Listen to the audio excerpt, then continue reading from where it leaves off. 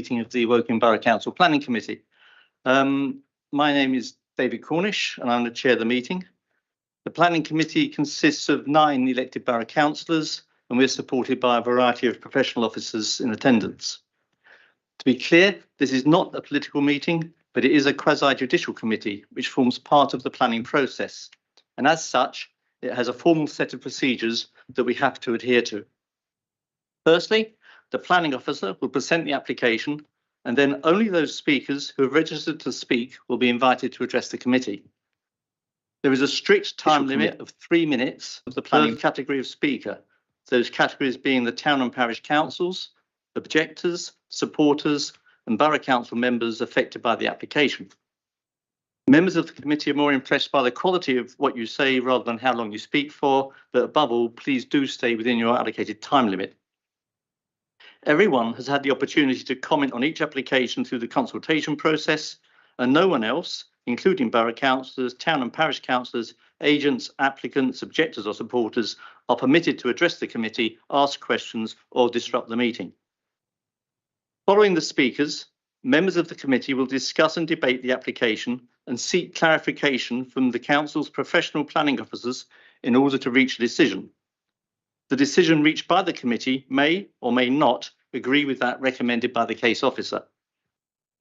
It is important to understand that the committee can only determine the actual planning application presented before it, using current national and local planning policies and relevant decisions of the relevant planning inspectorate.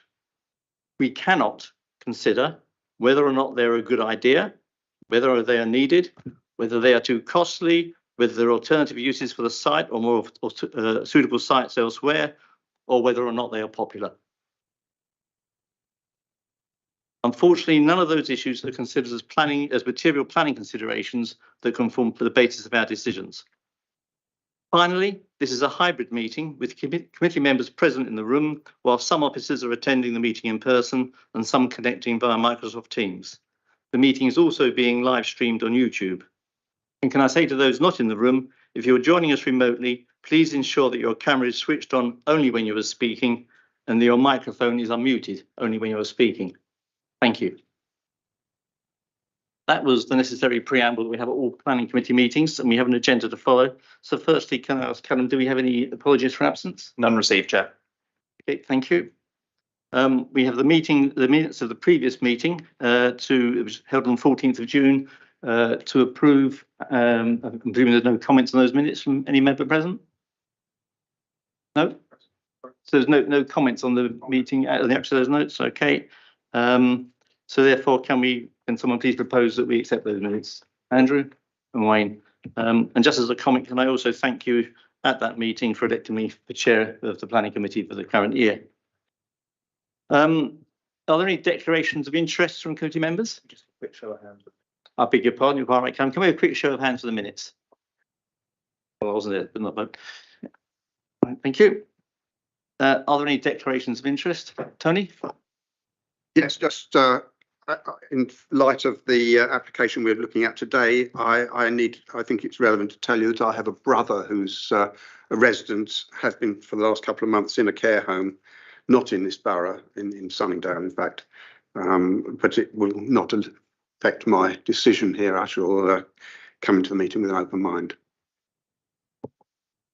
Tony, thank you. I should also declare that I'm a member of the Planning Committee on Finchampton Parish Council, but I was not present at any meeting when this application was discussed, and I've made no comment on this application thus far. Are there any applications to be further withdrawn, Helen? None, Chair. Thank you very much.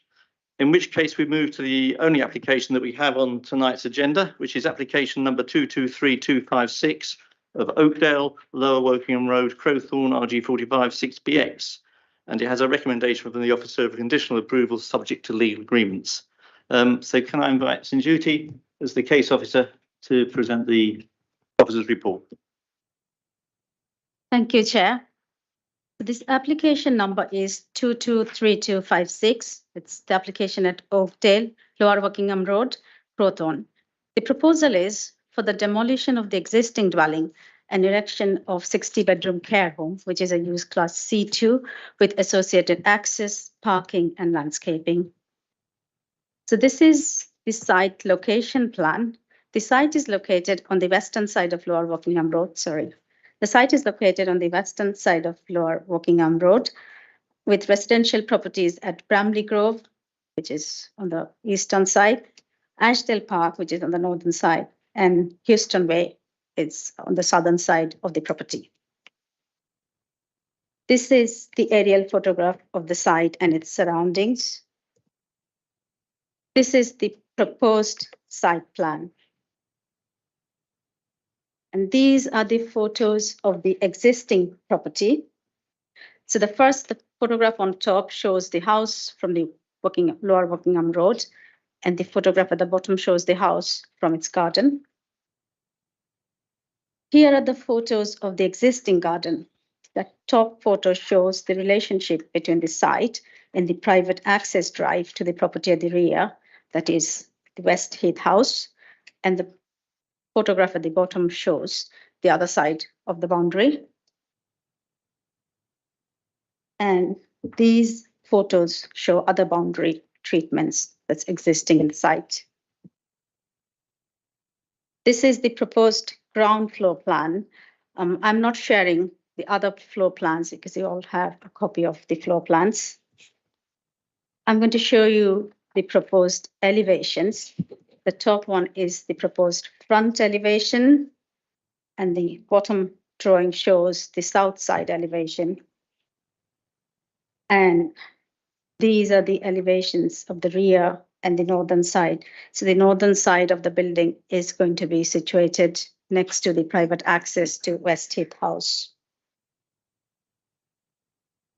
This slide shows a comparison between the existing and proposed buildings in terms of scale. And this is a computer-generated three-dimensional image of the building in relation to the neighboring properties and surrounding vegetation. These are other computer-generated images. The top image shows views of the building from Lower Wokingham Road, and the bottom image shows the 3D view of the full building. One of the key issues with the proposal is that it is contrary to policy CP11, since it doesn't fall within any of the 7 exceptions identified by the policy. However, the proposal accords with other policies of the development plan, in particular with policies CP2 and TB09. When development plan policies pull in different directions, a balanced decision will have to be made based on the information provided. The other key consideration is that whilst the site is located on edge of settlement and in countryside, it is experienced in the context of existing housing estates, the opposite side of the road, as well as other dwellings on west, north, and south. As such, Ladies and gentlemen, can I say this is not a participation sport and we're not the House of Commons? I really would ask you all please to let the officers and other members of the committee make their presentations with the respect that deserves. Thank you. as such, the proposal will not encroach into open countryside. In terms of members' updates, there are minor corrections to the report. There are amended conditions and additional clarification provided on certain points. These have already been sent to the members. So in terms of planning obligations, the developer has agreed to provide an employment skills plan or in lieu monetary contribution to affordable bed spaces that are to be secured by legal agreement. The developer has also agreed to provide a pedestrian crossing at a location agreeable to the council's highways team. This is secured by condition and the details will be secured by section 278 highways legal agreement.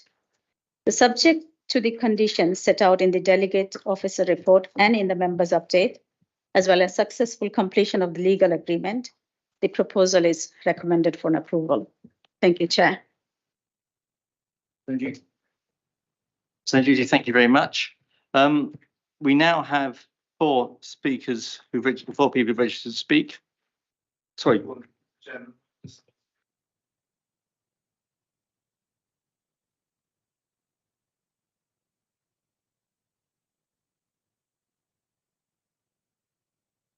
I did ask that question prior to the anticipated, well, it wasn't anticipated live arrival, but noting that member wasn't here.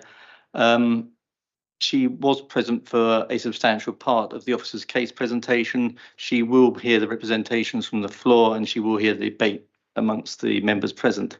So my view is that she should be allowed to vote unless the officer decides otherwise. Yeah, not the case. Okay. Our legal officer just looking into it and I'll abide by her decision. David, I am familiar with the site. I've seen the site personally, and I do know more about it from that standpoint. Rachel, that's not material. It's the fact that you haven't been here for the presentation, but we'll let the legal officer decide, please. Yes, good evening. I'm just trying to find the relevant bit in the Constitution. My understanding is that the Constitution is quite clear that unless the whole of the officer's presentation is heard, then unfortunately the member can't vote. But if you just let me clarify that, because clearly that's not the outcome that anybody wants, but I do need to get this right. If you give me a moment. Well, I suggest we proceed. We'll wait till the end of the appropriate break in the meeting to get that clarification from you. Thank you. And Peter, thank you for raising the point. I'm happy to stand corrected if that is the case.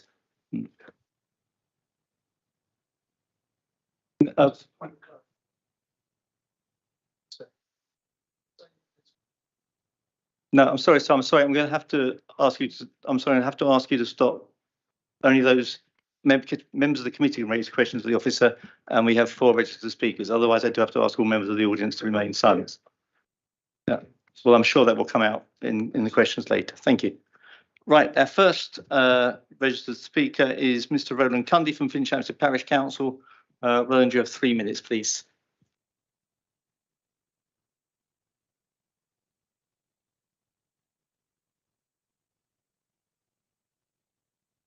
Thank you.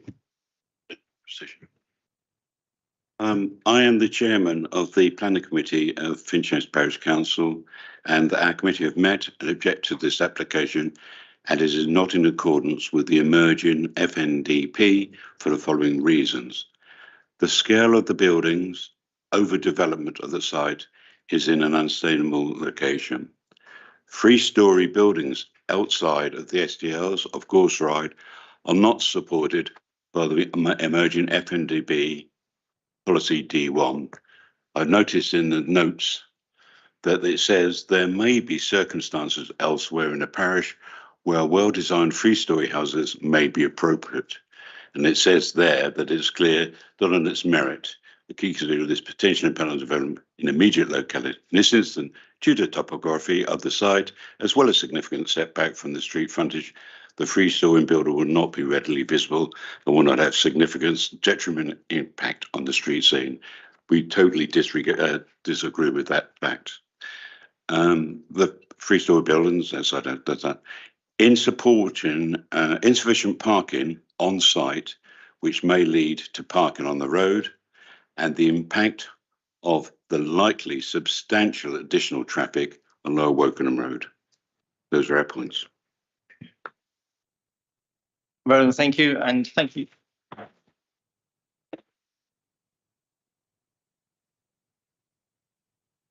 Roland, thank you for your presentation, and thank you particularly for being brief. I now ask Mr. Neil Davis, who's a planning consultant on behalf of the objectors, to speak. You also have 3 minutes.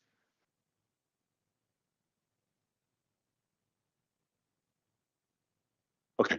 Good evening. I represent the views of over 60 local residents who are opposed to this development. The officer recommendation to grant permission is based on a flawed approach, which has failed to properly balance the impact of the development against a stated housing need, i.e. the tilted balance. The application site is located outside of an established settlement area and within land defined as countryside. The Wokingham Landscape Character Assessment states that it is part of the Finchampstead Forested and Settled Sands, which is defined by low density housing within mature woodland with a sense of remoteness.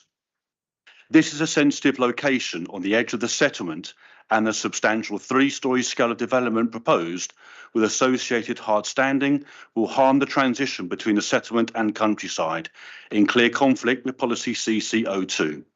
The extent of built form will dwarf that of the host property and properties on neighbouring plots, which are typically comprised of detached houses set within large plots with a sylvan setting. The care home will have a large crown roof and will amount to a proposed volume uplift of 957%. 20 protected trees will be removed, eroding its sylvan setting. Officers accept that the development fails to meet any aspects of policy CP11, and it is clear there is also conflict with numerous parts of policy TB06, which seeks to resist inappropriate development of residential gardens. From a locational perspective, this is clearly the wrong use in the wrong place. Pavements are narrow, and even if they were widened, there are few, if any, public open spaces within walking distance, as suggested in the officer report. Given the frequent changes in shift patterns, the relationship to public transport opportunities is poor, which could lead to overspill of parking on neighbouring roads, particularly as the level of parking is below council standards. Officers repeatedly acknowledged that the development does not reflect the character of the area and have largely justified their stance based upon the tilted balance and the need for a care home in this location. In our opinion, the overall benefits of the development have been grossly overstated and in no way overcomes the substantial harm that this development would cause. The balance applied by officers has a sense of inevitability, i.e. the outcome has been predetermined and the balancing act designed to fit around the case to justify the conclusion. Even if a need can be demonstrated, this does not override other planning policy objectives. A point made very clearly by the inspector in the 2 appeal cases referred to in the officer report, where the sites were located within existing settlements in this borough. There are therefore numerous justifiable grounds to resist this development for environmental character and accessibility reasons. Members are therefore respectfully requested to overturn the officer recommendation and to refuse planning permission. Thank you.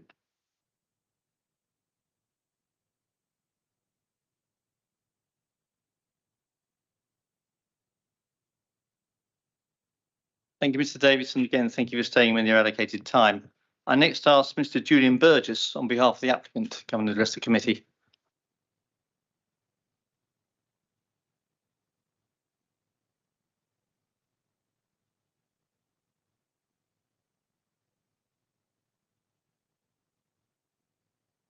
Good evening. Thank you for allowing me to speak to you today.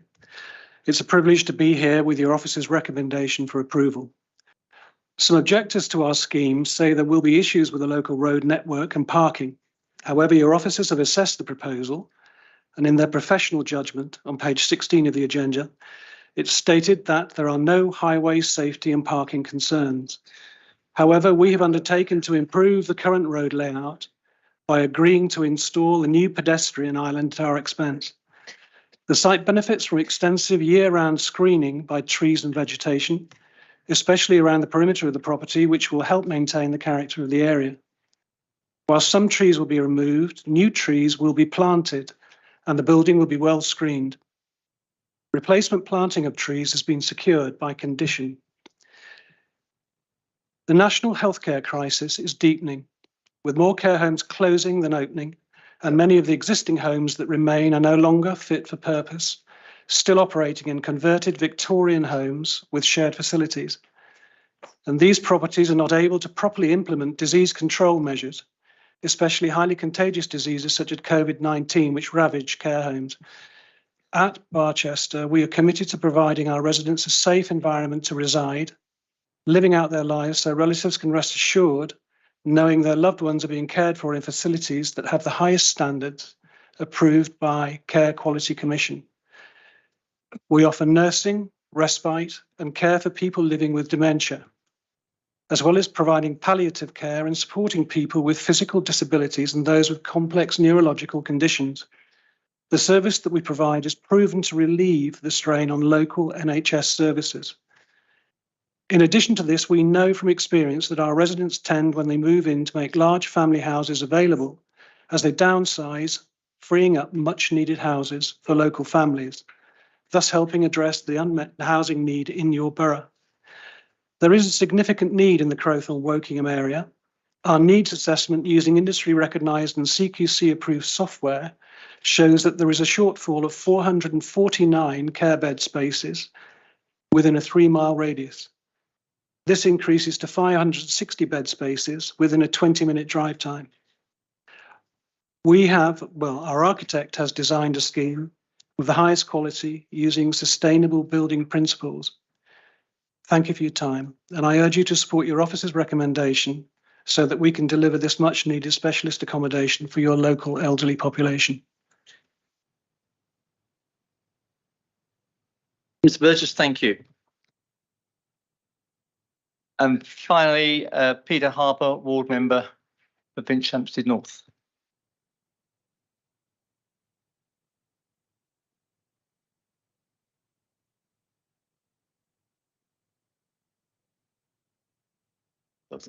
Mr. Chairman, thank you for giving me the opportunity to speak on this application. Next slide. Whilst there may be a need for specialist care homes in the borough, this site is totally unsustainable for such a facility. Next slide. Lower Workingham Road, whilst nominally a 40 limit, regularly registers speeds well over 50 miles an hour. The officer's report states that this is a main road with high volume of traffic. There is no cycle path, and the footpath is narrow and poorly lit between the site and Crowthorne Station, a distance of 1 kilometre. The Finch Hampstead Neighbourhood Development Plan states that this road is hazardous for cyclists and walkers. There is no bus service along this road, and the train service only runs hourly for much of the day. It simply will not be safe or practical for staff to walk or cycle to the care home. In reality, this facility will generate traffic from staff, visitors, deliveries, waste collection, laundry trucks, gardeners, medical staff and ambulances. The proposal, therefore, conflicts with policies CP1 and CP6, which seek to ensure that new developments provide sustainable modes of transport. For this reason alone, you should reject this application. Next slide. The officer has admitted that the application contravenes CP11, CCO2, CCO3, CP3 and TB21. The Chartered Town Planner you heard from earlier is strongly of the opinion that the adverse impacts significantly and demonstrably outweigh the benefits. Now, it has been suggested that if this application is refused, there may be an appeal. A recent appeal on the 70-bed care home in Sonning upheld the Planning Committee's decision to refuse it. Many of the objections to the Oakdale care home mirror those made on the Sonning application. You will therefore have a strong defence against any appeal process. Now, much has been made of the letters in support of the application. The majority of those pro forma letters are from people who don't live near Oakdale and will be unaffected by the development. Now, I spoke to a few of them at the weekend and described the size of the building and the impact on the local area, and 3 have withdrawn their support and are now objecting. Next slide, please. Finch Hampstead Parish Council has objected. Wokingham without Parish Council has objected. The local councillors have objected. There are over 60 letters of objection from people who live near the site and therefore know it better than anyone. Many of them whose lives will be blighted by this facility are here today to make sure their voices are heard. Please listen to their concerns and refuse this application. Thank you.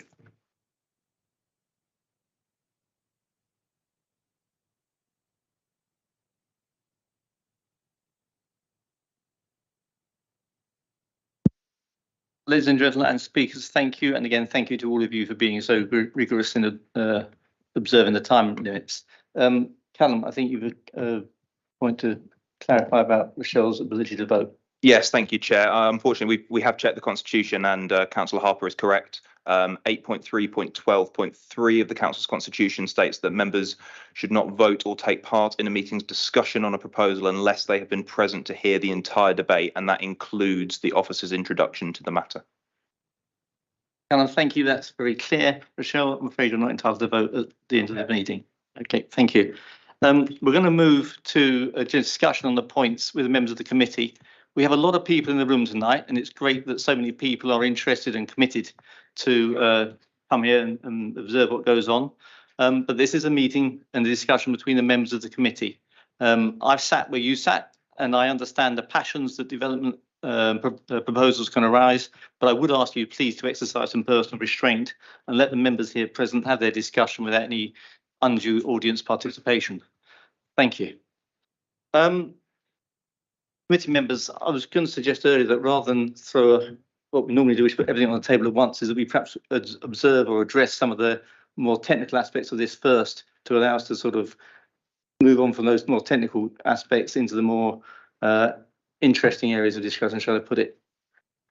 So there are aspects in the officer's report which under the planning issues are termed employment skills plan and the general ecology report. Has anybody got any comments about those two sections? They're on page 46 and 49. Michael? Thank you, Chairman. I don't know if it's actually page 41, it's to do with parking. Would that be part of this?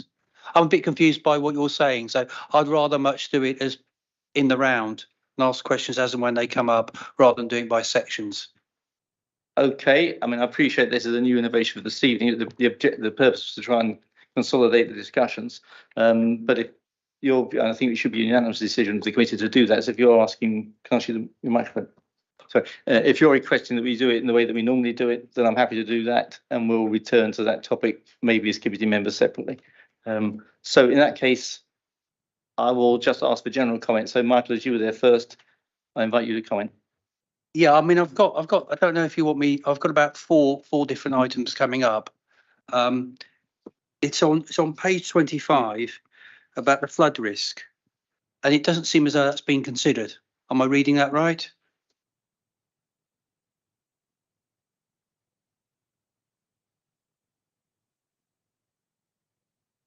I'm quite sure it has been considered. The question is, what's the consideration?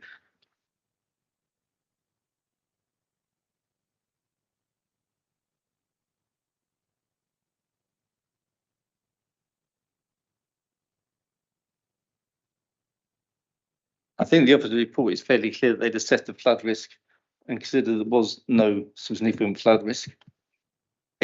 Okay, fine, but that's the impression I got. Also on page 41 about parking, and that has been mentioned before, in that there are 29 spaces here for there'll be some ambulance disabled spots there as well. I'm just sort of wondering about visitors, these people, if they're going to be there, they're going to love to see visitors. I just wonder where they might park. And there's been mentioned before in that there will be traffic issues there. I think this is going to increase that issue. Also staff members as well. They're hardly likely to come from a railway station or bus stop. They're going to drive, and there'll be increasing traffic here as well. So I just really wanted to have officers' sort of views on that, really. I think we have Alan here from Highways, so perhaps you could address the issues relating to parking. Okay. Thank you, Chair. So in terms of the car parking, yes, you're correct that the parking provision is below the council standards. However, the parking accumulation submitted as part of the application documents demonstrates that it is acceptable at the level that's proposed. In fact, there is some reserve. That does include sites with staff and visitor parking. It's a sort of direct comparison. And in terms of examination of that, officers have looked at that. And in fact, I've looked at it again myself to compare this site with others. And even sites with an 80-bed care home were still coming in at less parking demand than is proposed. So we were quite content with the level of parking provision and did not envisage any risk of that spilling out into the main road. In terms of traffic flows, yes, the A321 is busy. There is a long section of straight road between the two roundabouts, north and south, and that is some concern. And the applicants have explored that, and I'll come back to that in a moment, if I may. In terms of traffic flows, yes, it is a busy road. It is an A-class road. And of course, that road has accommodated very high levels of traffic flows for many years. Because of the pandemic, traffic flows have actually reduced by 14% in recent years. And whilst the proposal does represent an increase over the existing dwelling, that would in fact represent less than 1.5% of the total traffic flow on that carriageway. In that context, and taking account of the distance between the train station and the care home, and the balance of safety priorities and climate change agenda and aspirations to support non-cart travel, we have agreed with the applicant that the provision of a pedestrian refuge would help improve accessibility to and from the railway station. Appreciate that's not perfect. The distance is still going to work against that, but it's a reasonable prospect of helping people walk to and from the train station. Again, accepting that the station, the rail services at the frequency, rail services at the station are relatively poor frequency. However, that provision of that refuse island substantially improves their pedestrian accessibility to the care home, particularly for staff and maybe for visitors too. But what it will also do is it introduce a feature that would help reduce vehicle speeds on that very long straight section. And that's why on balance, we felt that would make a material benefit, offsetting some of the disbenefits and harm that would otherwise arise from an increase in traffic. And on that basis, officers were content to recommend recommend the application for your approval, subject to planning obligations, which include that refuse island. Just come back on that. I mean, I've actually been there, so I know what it's like. If you try and cross that road, even on a Sunday, it's incredibly difficult. And the traffic island, I feel, I think it's going to encourage people to not park actually in the parking areas and park in the surrounding roads. So I can't really see that's going to particularly work. But I mean, I would probably bow to more professional advice on that.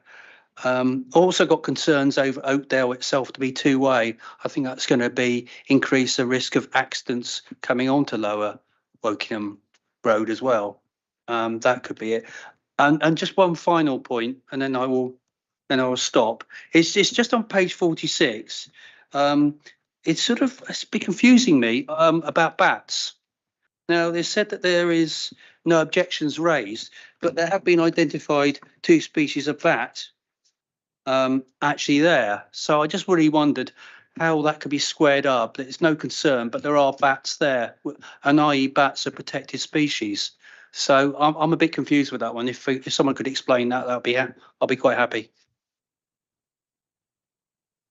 Yes, so part of the report, bat report submitted with the application shows that the house actually hosts a bat roost. So we have conditioned Natural England bat license prior to demolition of the dwelling, which means that an ecologist will supervise the demolition. That's one of the risks been removed. The other part is being that the council's ecology officer has read through all the reports, and on their opinion, on balance, this site has scope of improving ecology, which has been secured through conditions, different types of ecological improvements. Ladies and gentlemen, again, I really must ask you to exercise some restraint and to let any of the speakers, particularly the officers, say what they have to say. Thank you. In the members' updates, a point is included, which is number 10 on biodiversity net gain, and why a 10% biodiversity net gain has not been insisted in this instance. So the ecology officer's view was that there were a number of measures that could be secured by condition, principally for species, as identified as relevant in the ecological report, such that collectively this could be considered as providing a net gain for biodiversity. Judy, thank you. I note that Wayne and Andrew want to speak next. Can I just ask anybody further questions while we're talking about highways and traffic issues? can I suggest that if any members have got any further questions on those, we focus on that before we lose the points already made? Wayne? Yeah, clarity really. So the people who are going to be using this facility, just so I understand, what's the benefit of a pedestrian crossing apart from them parking in neighbouring areas? I mean, are we imagining all the staff that is going to work here or potentially work here going to be able to walk from the station or walk from the surrounding areas to park their cars? I don't understand the benefit, but I can understand the benefit of slowing traffic down, but that's not the benefit here in terms of having that there. I can't see that we're going to get lots of people working in this facility who live in this surrounding area. They're going to come from outside of this area.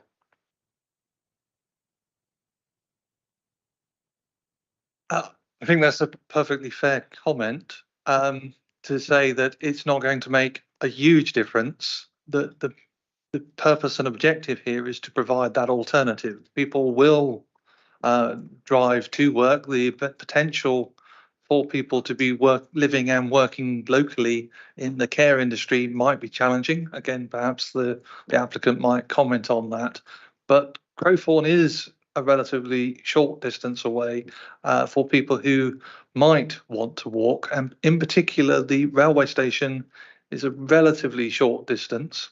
It is marginally over a kilometre, which is the desirable distance we normally work to in terms of rail accessibility. And because our emerging policies seek to put pedestrians first in achieving that climate change objective, exploit all opportunities for people to walk and cycle to work. And it will mean that some visitors whose family might be at the home might also walk.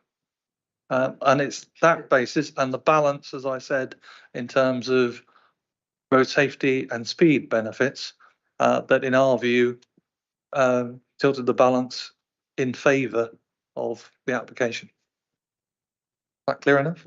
Yeah. Sorry.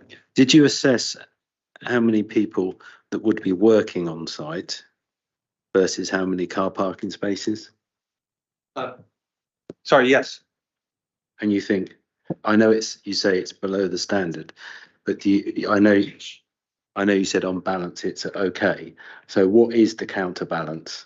So how many people working on site and how many spaces would you expect them unless they were using public transport? So in terms of the council's parking standards, a care home of this size might require 35 car parking spaces. That's considered in the application. So it is short of that provision. What the applicant has done and officers have also done is to consider what we call a parking accumulation based on comparable care homes for observed situations, and from that calculated the car parking demand, which is less than the proposals. And in that context, there is a good provision above what is absolutely necessary. So calculating the demand, one could say that a care home of this size might require between 21 and 24 car parking spaces. We've actually got more than that, so we're comfortable, satisfied that the provision is certainly adequate. And that's why, as I said, on balance, in terms of that accessibility, we're content with the parking provision. As I said, we went one step further by trying to exploit the potential for sustainable travel by putting in that pedestrian refuse island, or getting the applicant to agree to that. And again, in context, we do appreciate that there will be very, very small numbers of people who would walk. And it is ultimately to provide that level of accessibility to and from the station. And as I said, that was the balanced view of the officers considering the application. Can I come back one? Sorry. And it's not in my ward, so I won't take credit for knowing, but I do pass it most days. We have a similar situation with a care home in Sonning called Sunrise. Yeah, it's got many different names. Many different names, but I call it Sunset Strip. But I don't think I've ever been past there when I've seen that car park with any spaces in it. They're always parking on the lay-by, so I think we're probably being a bit too much, probably a bit too on the lenient side in terms of the number of parking spaces, but I haven't got any more questions on that. Andrew? Thank you, Chair. This line of questioning relates to the matter of sustainability of the site. And I'd like if an officer could firstly begin by defining for us exactly what we mean by sustainability in this context. Councillor Harper, ward member, has suggested that this is not a sustainable site. Officers have described this, I believe, the site as being, moderately sustainable. And so I think it would also be very helpful to us all if you could explain the basis upon which that assessment of the moderate sustainability of the site has been arrived at. Thank you.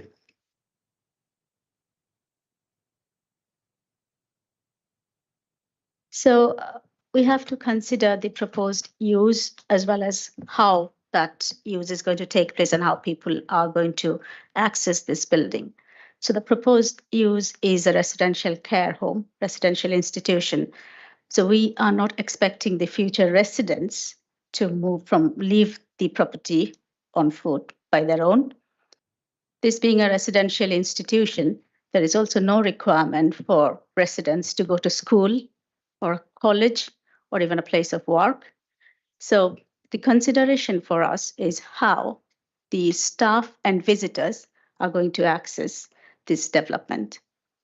So this particular location is within slightly above 1 kilometer from Crowthorne Station and also about 1 kilometer from bus stops on 9 Mile Ride. Now, bus stops on 9 Mile Ride, they do not fall within the definition of proper services as required by CP6. However, we also have to understand that the staff will be traveling there on shift, and the Crowthorne railway station area has got shops and certain other facilities. So overall, especially on particularly summer days, you would expect more people to walk from station to this residential care home.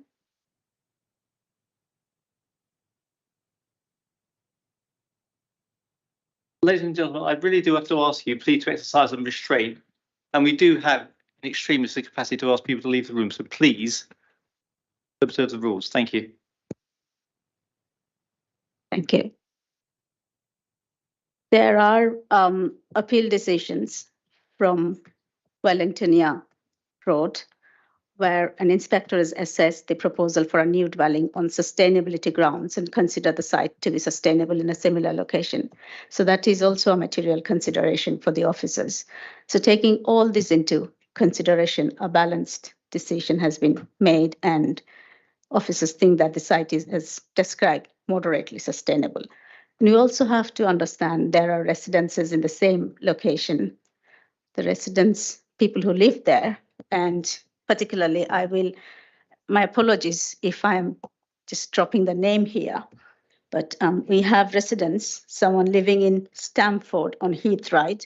On their objection letter, they said that they walk to station every day.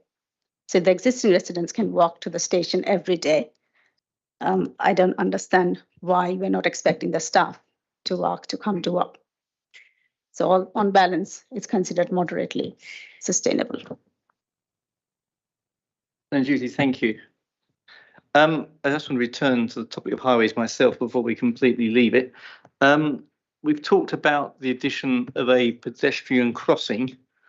This is a 40-mile-an-hour road. Are we able to put pedestrian crossings on 40-mile-an-hour roads? Chair, this is not a controlled crossing. So it would be a pedestrian refuse island, and yes, it would be acceptable in this location. Visibility is very good because the road is very straight, and therefore with the combination of traffic flows and visibility, it would be perfectly acceptable in our view. Thank you, Alan. Bill. Thank you. I hate to keep coming back to the parking issue, but I will do. There are many issues that you'd like to raise, but I will mention this. 29 parking spaces, which is already 6 under the requirement by Wokingham Borough Council or the policy. On a daily basis, certainly you would have one rather large vehicle, no doubt, entering this to deliver even just food to the kitchens. That's going to happen. That's going to come in on the parking area. If you look at the drawing on page 71, it's going to drive in, it's going to have to reverse, and it's going to have to be able to go out. And that doesn't seem to be taken into account. Also, by my experience on care homes, normally there are minibuses that are available for people to be able to go out during the day. Minimum 1, sometimes 2, maybe more. There's no provision for parking for those. And I would imagine that a care home of this quality would have that facility. So that's not taken into account. I think it's all these things added together. It just goes to show that it's inadequate parking spaces. My worry is that if the developer decided to put something right and put more parking spaces in, it would be a loss of even more trees. Thank you. Bill, thank you. We have to be careful not to speculate on what the developer may or may not do. We clearly have to follow what the report says in front of us. Wayne? Can I just come back to the point you raised, Chair? And I'm looking at Rachel, and I think Andrew was on the site visit to the dementia care home, the WBZ dementia care home that was approved in Matthews Green area, Toutley.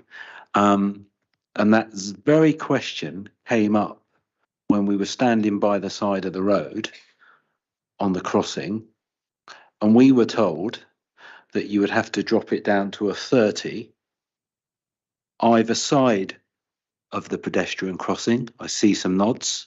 I don't see yours nodding, Andrew, although you might not have heard it. But so I think, and I'm not a highways expert, but I think it would have to be dropped down to a 30 because that's what we were told on that site visit. But I'll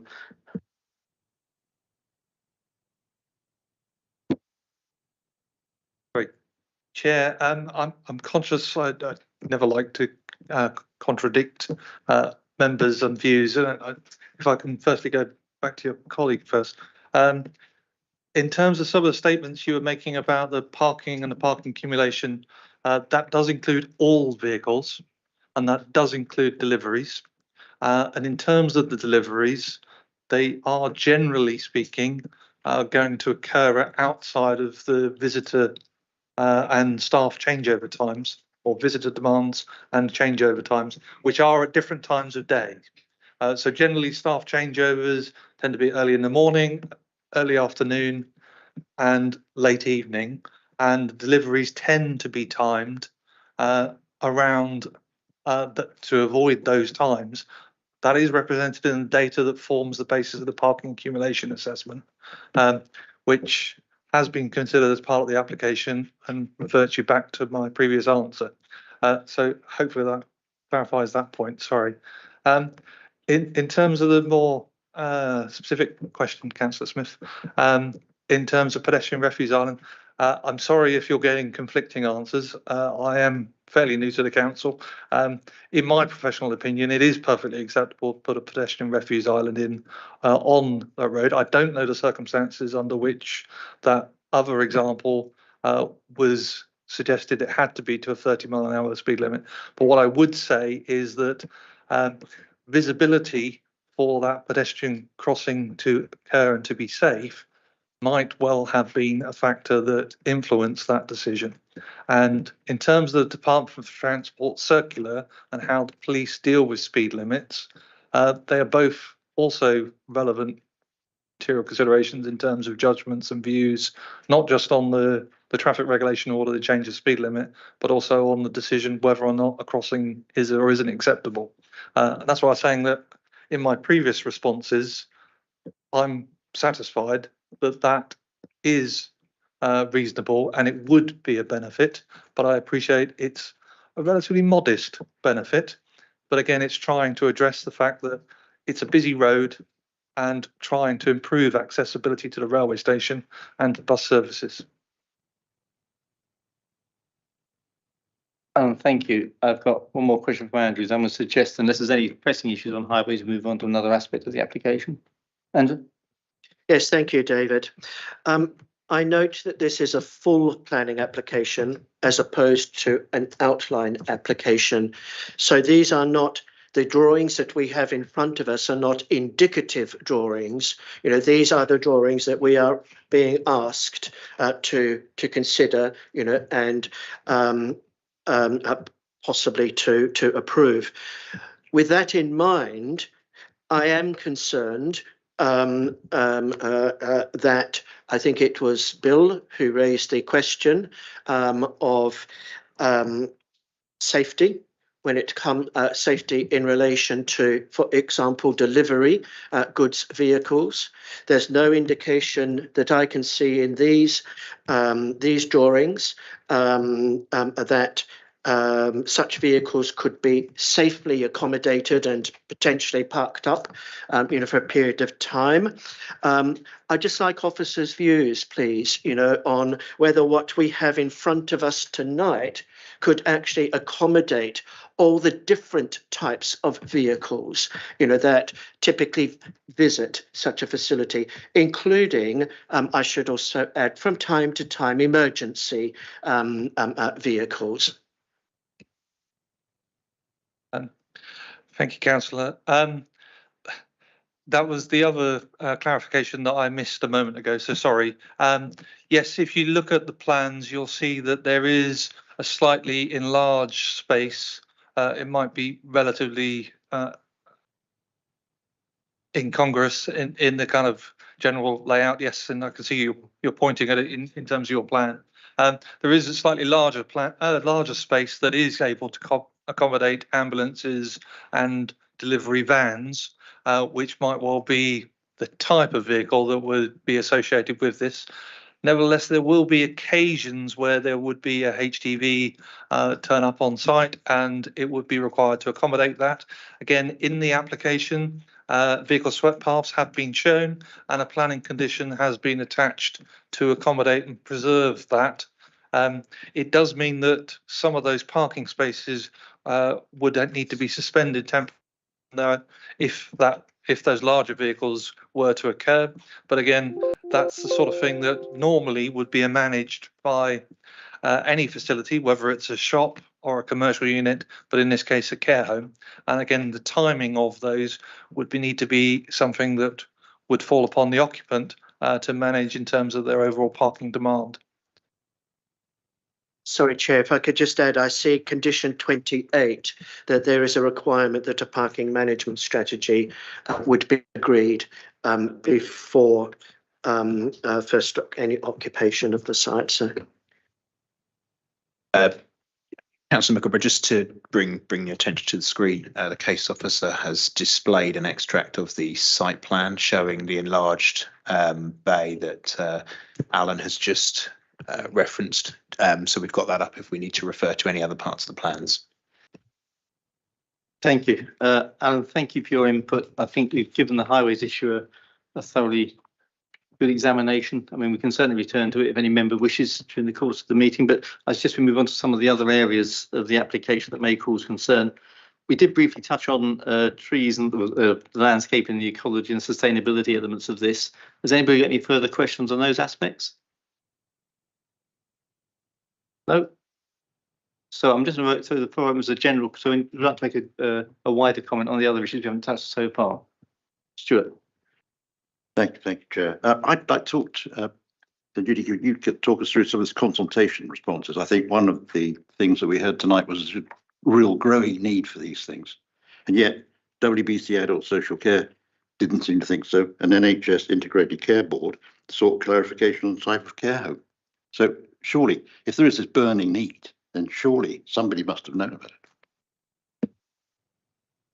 So the Working Arms Adult Social Care, they objected to the proposal for lack of any affordable housing. With this kind of schemes actually doesn't require, there is no policy requirement for provision of affordable housing in these kind of schemes. And that's the reason why Adult Social Care objected, because for adult social care, they need more council-owned care home bed spaces. That's what their interest lies. And the NHS people, they inquired whether this is going to be just a residential care home or it's going to be a nursing care home. Because if it's going to be a nursing care home, then the need for NHS support will be more. However, this is a residential care home. Other than that, I can actually explain to you how the numbers, if you want to pick this issue up now, Chair, how the care home bed numbers are calculated. So NPPF and PPG suggests standardized methods for calculating the housing need. Is any other microphone on? Thanks. Sorry. So NPPF and PPG require standardized methods to calculate the number of different types of housing, including C2 care home bed spaces. Based on the requirements of NPPF and PPG, the Council's policy team's local housing need analysis calculation, which was done to support the current local plan update, predicts a need of 950 care home beds in the borough till the end of the plan period, that is 2036. The methodology used by adult social care is different. They use a different methodology called POPIS. And based on that, the adult social care thinks that they need, or we need, 215 bed spaces by the end of 2036. Regardless, the fact is that we need bed spaces, and in last 3 years, councillors approved one care home in Towtley, which is 70 beds, and a 19-bed extension to Mount Care Home. So 89 bed spaces are in the pipeline. So we are still short of, even if we take the adult social care numbers, we are short of 126 bed spaces. What is material as well is the inspector's comment on the Sonning Care Home appeal at 101 Pound Lane. The inspector said that, and where the adult social care head of services actually gave evidence on the hearing, the inspector said that the council doesn't have any policy, nor are there currently any permissions to meet the need for care home. And this is material consideration. And at the same time, I would also like to remind members that that particular appeal decision, which was dismissed, is currently under judicial review. So that decision probably may get overturned. So keeping all this in mind, the officer's recommendation, the officer's belief that there is a need for care homes, and we need to support a proposal for a care home unless the other considerations can demonstrably and significantly outweigh the benefits. Thank you. Aaron? Yes, just on this same issue. Senjuti, thank you. Could you please clarify exactly what our adult social care's views are in relation to this particular application? Is the first question. And you did mention the recently refused application Sonning at Pound Lane, and that need was one of the factors that the planning inspector considered. But could you please explain to us all what weighting the inspector gave to that that issue of need, and was it a significant reason why the appeal against refusal was dismissed? Yes, Andrew, I can explain both to you. So to start with, adult social care as I had mentioned earlier, objection to this particular scheme was because of lack of affordable housing, affordable provisions. Because according to adult social care, this area would need more affordable beds than private beds. However, NPPF requires the council to provide varieties and types and sizes of accommodation. So we cannot refuse an application simply because it is not a council-owned care home, but a private care home. However, officers have worked with the applicants, and even though there is no requirement in terms of policy for provision of any affordable beds, the developers have agreed to provide 2 affordable beds, the rates for which would be sought at the time of the first occupation of this care home, and the council will actually determine the rate for these 2 beds. So it's not the developer's call, but it's for the adult social cares. So that was the adult social care's opinion. In terms of comparing with the Sonning Pound Lane care home, first of all, I must remind all members that we cannot really directly compare 2 schemes. Each scheme will have to be considered on its individual merit.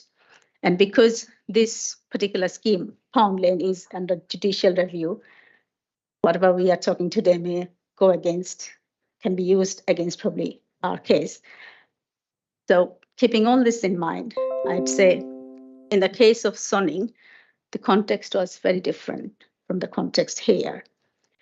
The main reason why that appeal was dismissed was because of the impact on character of the area. Now I can share a comparison slide for your understanding. Please bear with me.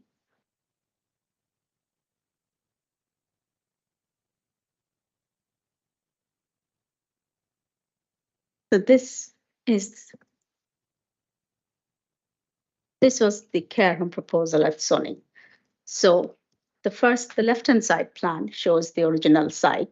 As you can see, there were 2 different plots, and the proposal was to amalgamate both of them to create a much larger plot and have a building on there. This is not the case in the current scheme. There is no changes of plots outlined. There are certain parameters of that proposal. As you can see, the site area was hardly half a hectare. The number of beds proposed was 70, which is equivalent to 39 C3 units, resulting in a much higher density of 71 dwellings per hectare. The building setback was 27 meters, with the parking setback hardly 9 meters from the road, and the plot coverage. And I also have to remind you that was an outline application with landscape to be reserved.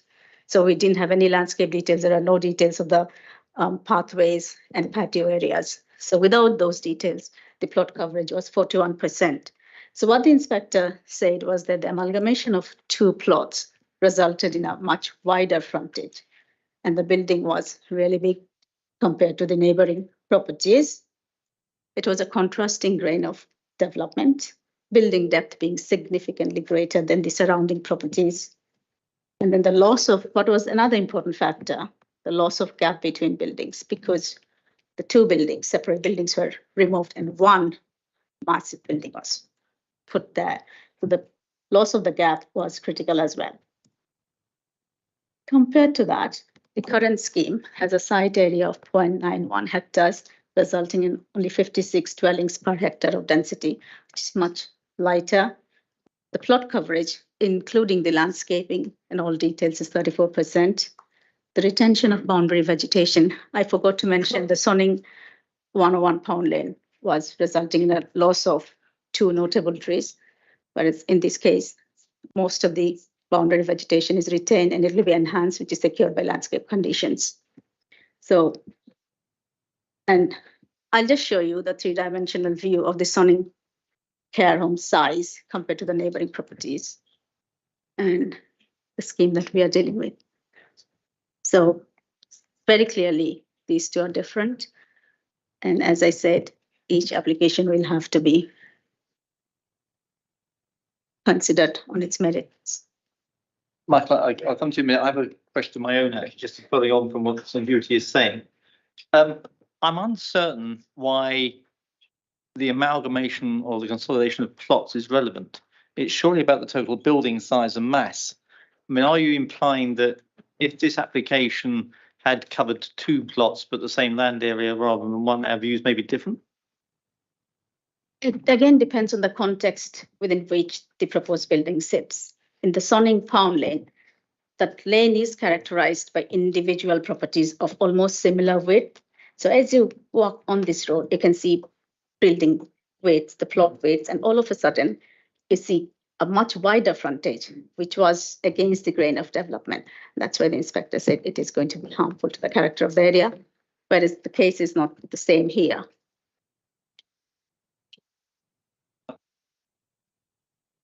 Thank you, Chair. I just wanted to sort of jump in at this point on comparisons with other developments and any other hypothetical scenarios that may present themselves elsewhere in the borough.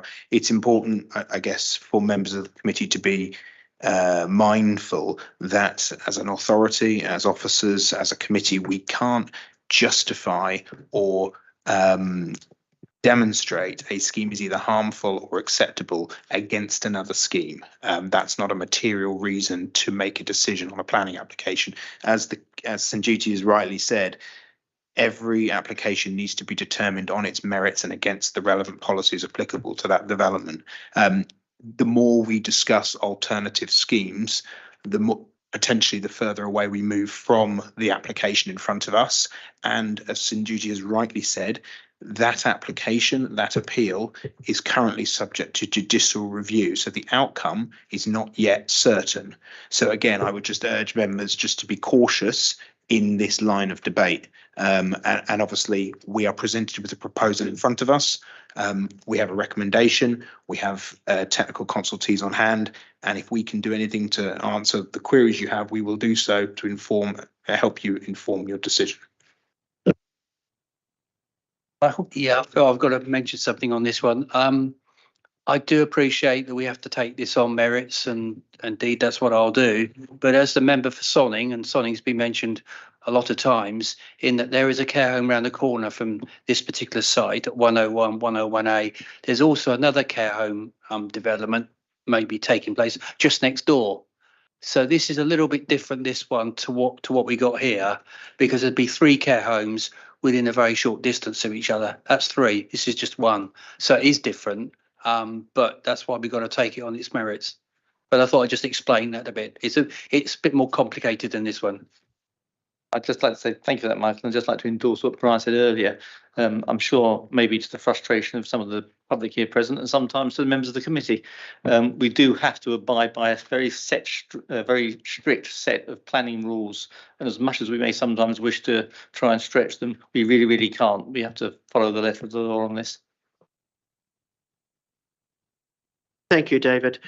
I'd just like to pick up on points that Mr. Cundy from Finchampstead Parish Council raised, and also Mr. Davis, planning consultant speaking on behalf of the objectors.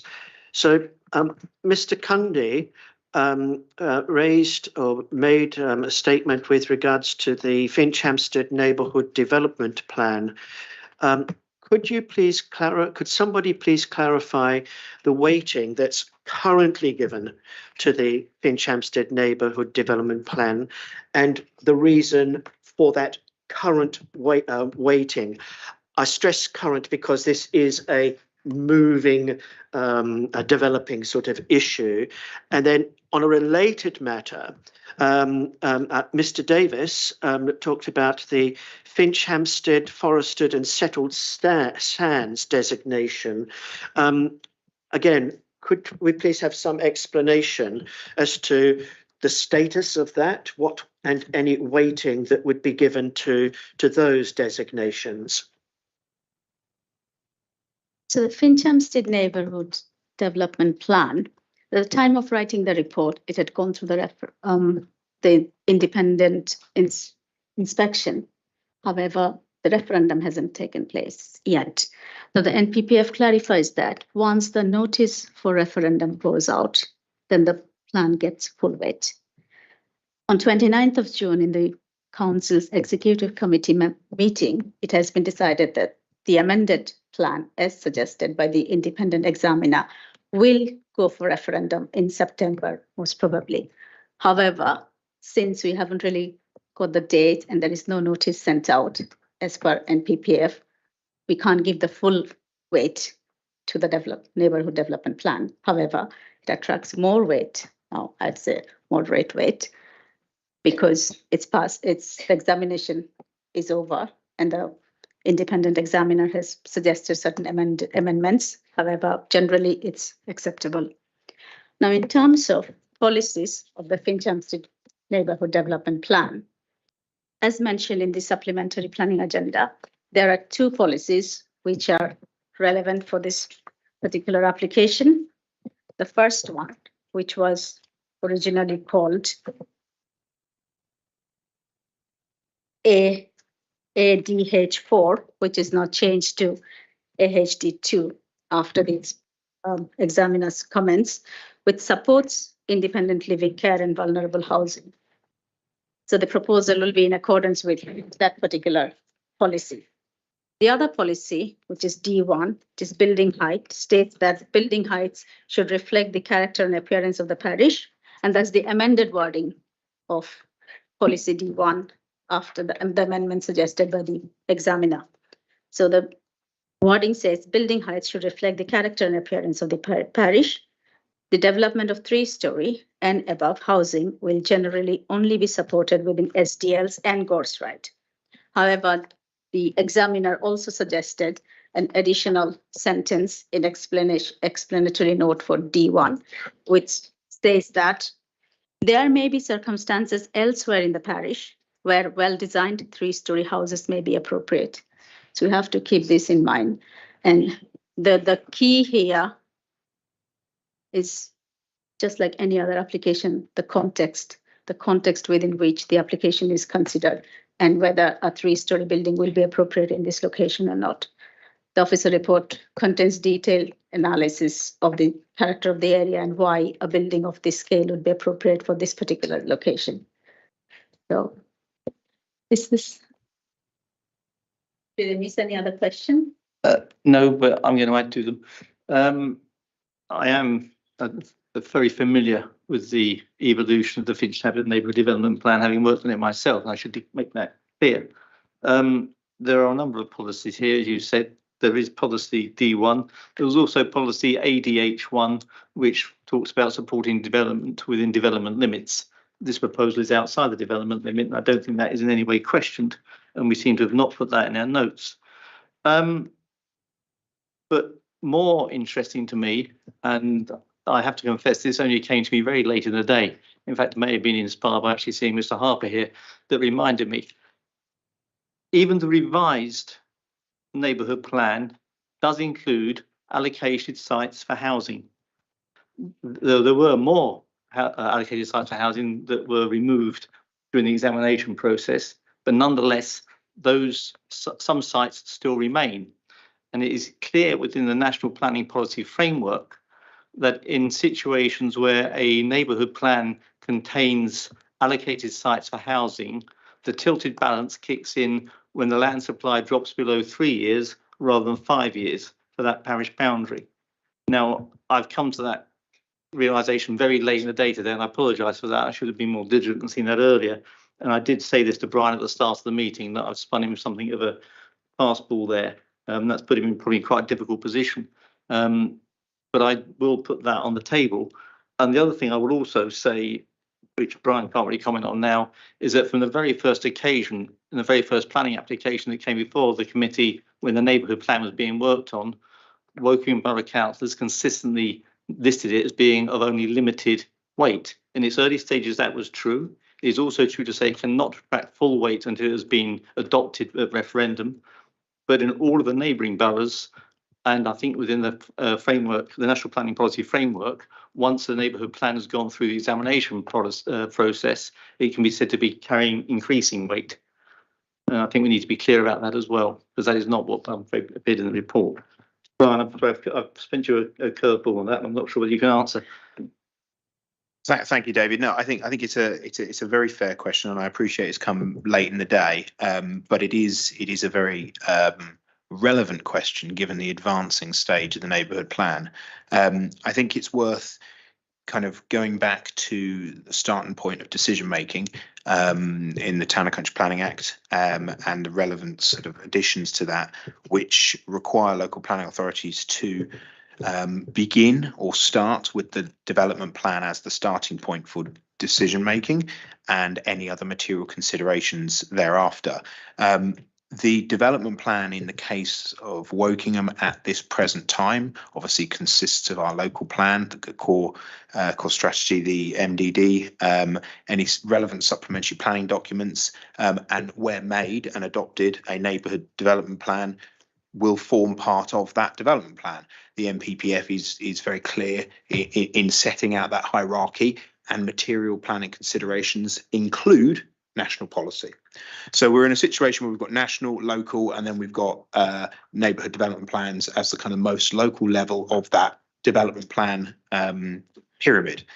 In terms of the NPPF, as we've heard tonight, and as the case officer has included in some detail in the report, the tilted balance is engaged for such developments which provide housing, for which care homes is considered a type of housing.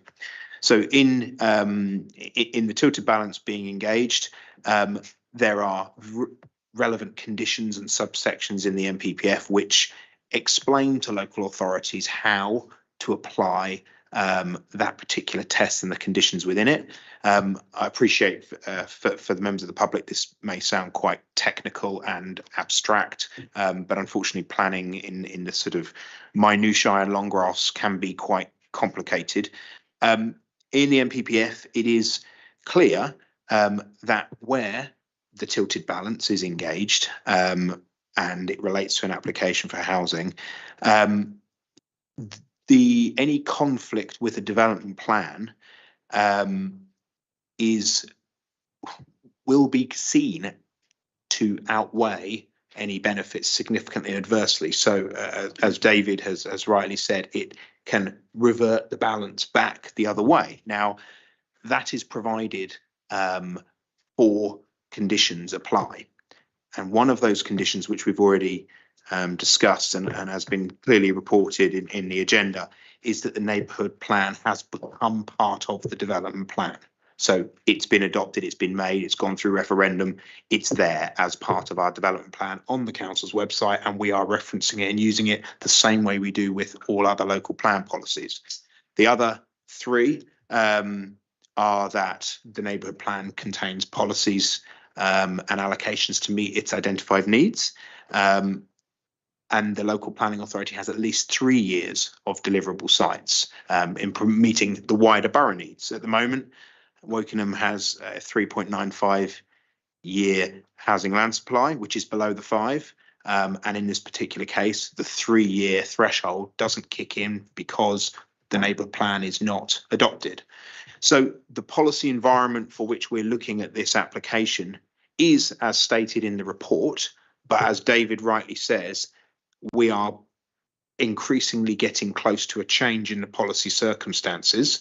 They don't kick in yet. And hypothetically, if this application was in next year with a neighbourhood plan that's adopted, think that the environment for which we are applying policy to this scheme will have changed. That's not saying the outcome would be any different, because again, it's rebalancing and it's taking into account all the different aspects of not only local plan, which at that time may still be the same local plan we have now, and any changes in national policy, and obviously an adopted local plan. The kind of final thing to remind committee of is that a 5-year housing land supply, and for that matter, a 3-year housing land supply, if there was an adopted neighbourhood plan, is not a ceiling. The NPPF will remain a key cornerstone of requiring local planning authorities and communities to continually significantly boost the supply of housing. Unless there is a fundamental change in government and in planning legislation, that's unlikely to change anytime soon. So the situation, to sort of conclude that long speech, and I do apologise, is that the position put forward in the agenda is accurate at the time of writing. However, David has rightly brought committee's attention to a possibly very close and impending change in that situation. So hopefully that helps. Brian, that was a very good response to an unexpected question, so thank you very much. I hope most of the public here managed to follow it, but it is not an easy subject. It's extremely complicated, and we're doing our best to make it as clear as we can. Andrew. Yes, thank you. That was a really good explanation about the status and implications of the neighbourhood development plan. But I did also have a question about the status and weighting, if any, given to the Finch Hampstead forested and settled sands designation. So that's the landscape character area designation. So the landscape character area of this Finch Hampstead is M1, which is the settled and forested sand, I think.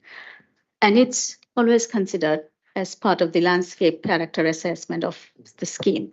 So it has been considered, the landscape officers have given full weight to the fact that the site is within this particular character area.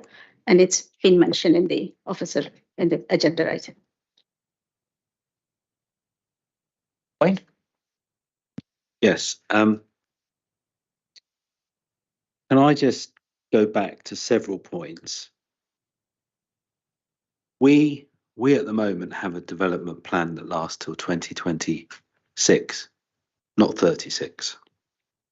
So if you take the numbers, we've got in our bank already 89,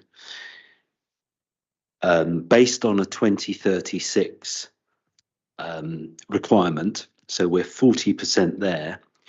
If in fact we had a plan that took us to 2036, we don't. We have a plan that takes us to 2026, which means that we are already on the high side of what we need. If I was playing devil's advocate. Right, I'll throw another one in. 3.95 5-year calculation was calculated in the middle of December last year and I know this because it was on a site in Hurst that we went to appeal on, but that number was based on a calculation for April 2022. We're now over a year out. So there is no way that we have a number that is 3.95. I would put it to officers that number starts with a 2 and it is probably somewhere between 2.6 and 2.75.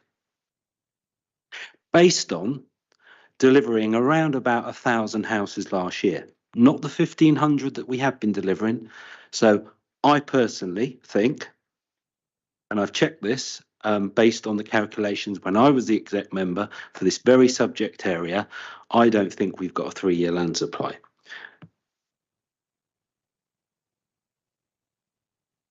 But you're going to challenge me. Go. I'm not going to challenge you on the 5 years housing land supply because that's not my area of expertise.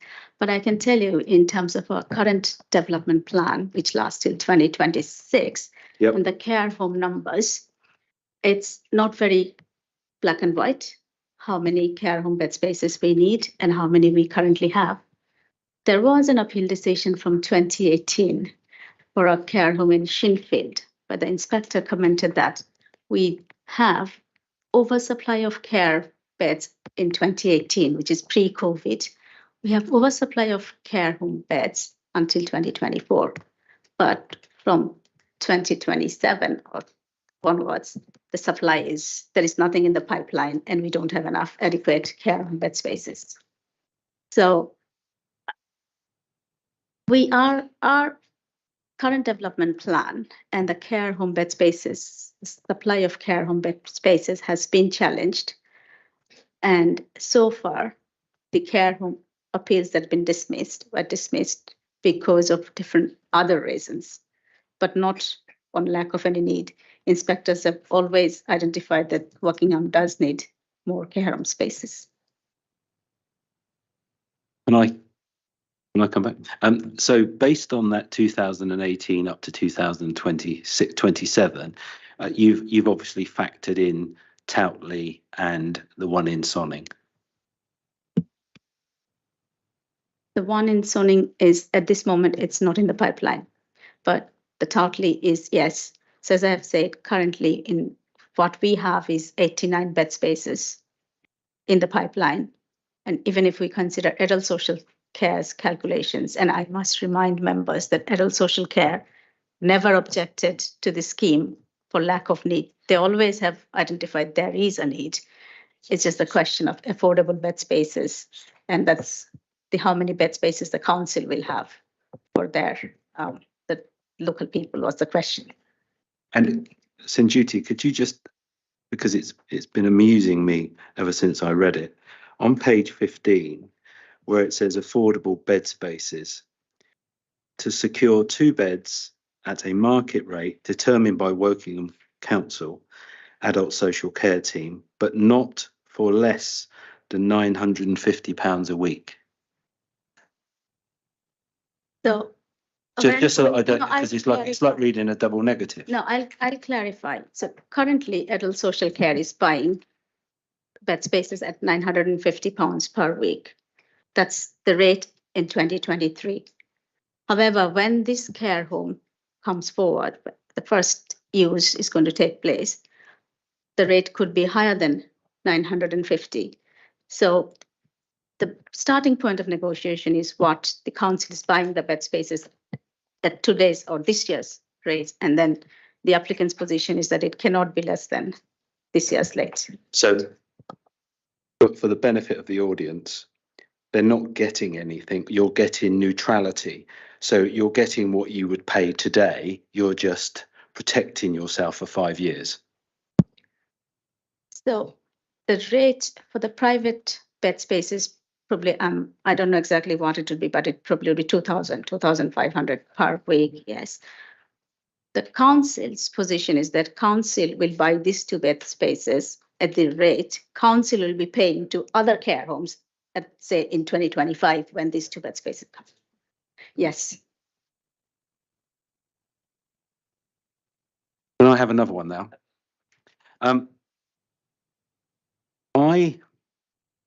When I looked at this application, I agree with you, Sanjuti, it's going to come down to this awful thing called the tilted balance. But a site of this magnitude, I would have thought at the very least we should have had a site visit. Because I've seen stuff come to this committee that, you know, we've on one very recently where we started to have a conversation, and well, here we are an hour and a half later, and apart from Rachel, who's been past there, and yeah, I go past there when I'm going to Sandhurst, but I don't drop in. I think with what I've heard this evening so far, I would like to propose a site visit before, and so we can understand exactly what the site is all about.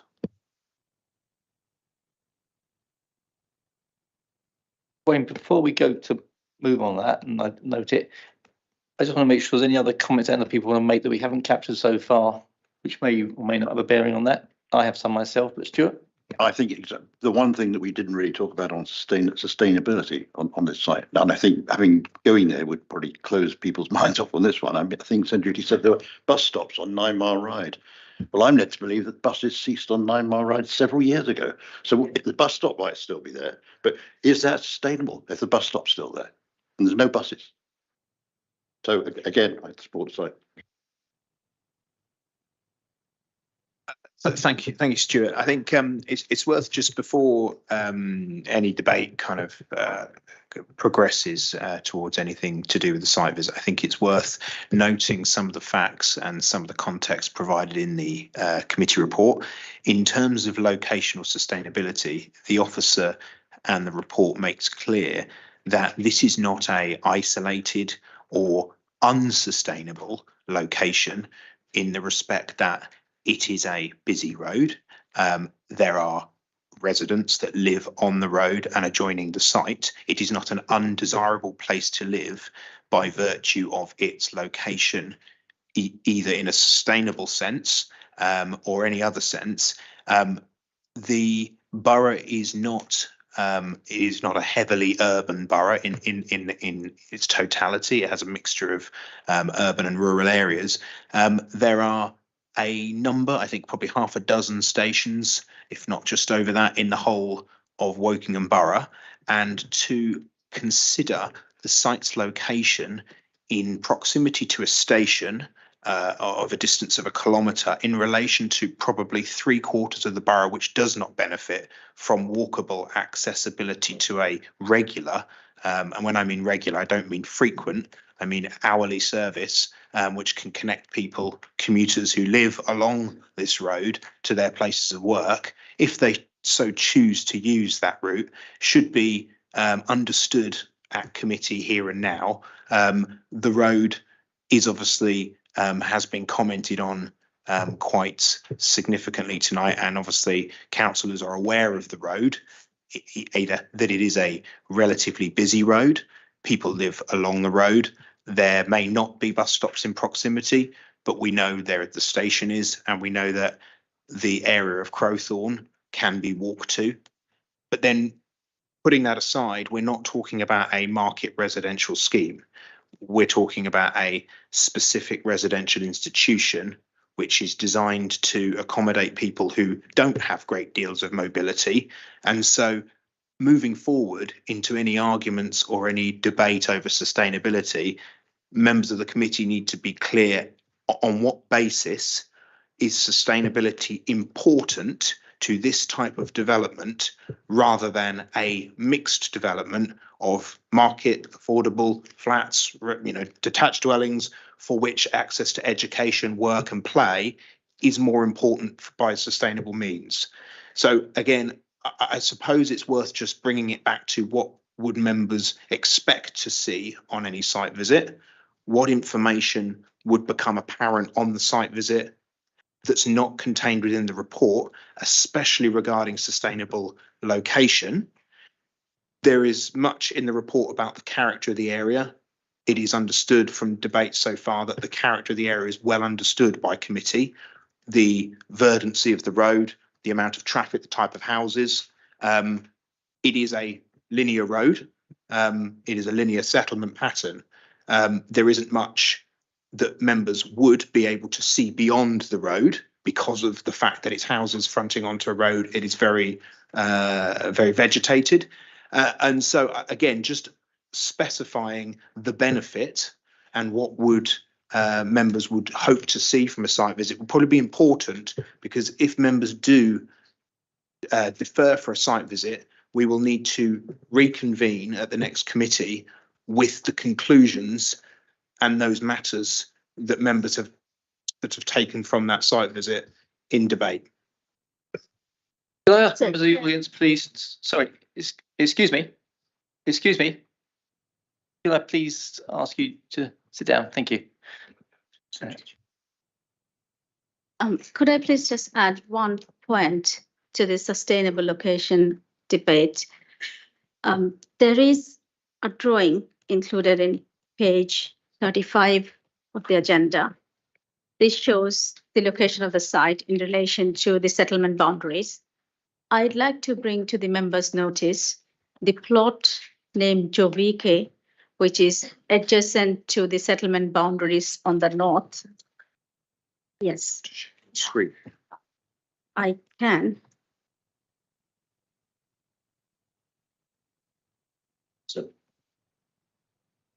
We're just sharing it on the screen so members can see what we're referring to. So this plot here is proposed to be allocated for 15 units. Sorry, can you see my cursor?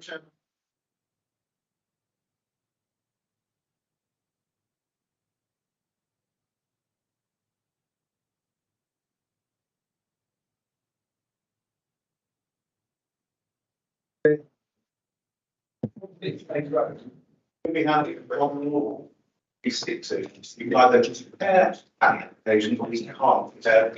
is relevant. I'm just going to, firstly, Peter, you've had your say. So if there's points that will be raised, they'll be raised by members of the committee and not by the audience, with the greatest respect. Even so, you're not a member of the committee. Secondly, this is clearly not a comparison with the site in Sonning. It's one about 100 yards up the road. So I think there is some relevance when we're discussing sustainability to understand the sustainability of the whole area. Thank you, Chair. Yes, I'm just bringing this. This has not been mentioned in the agenda, but I'm just bringing it to your notice that this particular site, if you can see my cursor moving there, this particular site here, where my cursor is, that land is now proposed to be allocated for 15 dwellings in both local plan update as well as in Finchampstead neighbourhood development plan. So clearly that site, if we can have 15 dwellings, that area is sustainable. If I may pick that point up myself, then Judy, because although the intervention from the floor was inappropriate, it is not wholly irrelevant. I have a concern related to this about the boundaries along that road. And again, I'd like to put this on the table before we come to the proposal from Wayne about a site visit. If we look at that same diagram that you're referring to on page 35, which shows a policy map, which shows the location of the site and the settlement boundaries.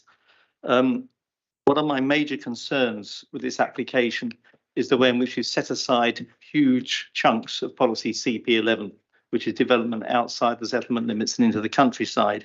And I understand the pressures on that. I understand it's adjacent to the settlement limit, but it is very clearly outside the settlement limit. And I do know that one of the key objectives of the team putting together the Finchampstead neighbourhood plan was to protect and maintain gaps between settlements. Now, I note on page 35 that reference is made, and it supports your intervention just there, Sanjuti, about other developments on that side of the A321. And it says, consequently, the importance of the site as a transitional edge is reduced. My concern is that this development will reduce that edge still further.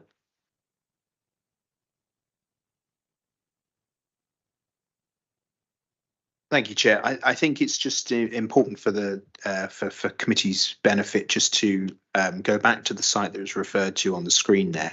The debate was talking about locational sustainability. It is officers have a duty to bring members' attention to planned or local plan allocated sites that possibly may end up being developed. And if any decision is made on this site along the lines of sustainability, it is only right that officers bring members' attention to what is going on around the site, because again, the last thing we want as a council is for our own emerging local plan to undermine a decision that the committee may make here tonight. So I think that's the point. It is not an application comparison, as has been referenced. It is a local plan. It is a proposal in the local plan update, and it is a matter of 50, 100 metres up the road, which is worth being aware of if that site was considered appropriate to be included in the local plan update. Yep, I get that. And I get the previous comment you made, Brian, but the point where I think the point we're kind of missing, and I'm going to attempt to answer your question. We're talking about 14, the equivalent of 14 full-time staff. I think that's under-egged. This type of care facility, I would imagine, would have a lot more than that, including other people, you know, like the kitchen staff, etc. But these will be working round the clock. So when I talk sustainability, I talk about sustainability and those facilities being available round the clock. You don't, unless I'm corrected, you don't have a bus service that offers you that. You don't have Crowthorne Station that offers you that. Now, I'm not going to be controversial, but this type of area is not the area where you would get staff working on just over the minimum wage. Unless they're living with their parents and they live on the doorstep. These type of people will come from the centre of Wokingham, the centre of Sandhurst, well, I might be stretching it there, or various, well, centre of Bracknell, and they will have to drive. They won't be reliant on the bus service, because I would imagine to get a bus service from Bracknell to here, you would probably have 3 or 4 stops. The Crowthorne I know you can go from Bracknell to Crowthorne, but it's not easy. So that's when I talk about sustainability. And I don't think that's the same as building houses. It's very different.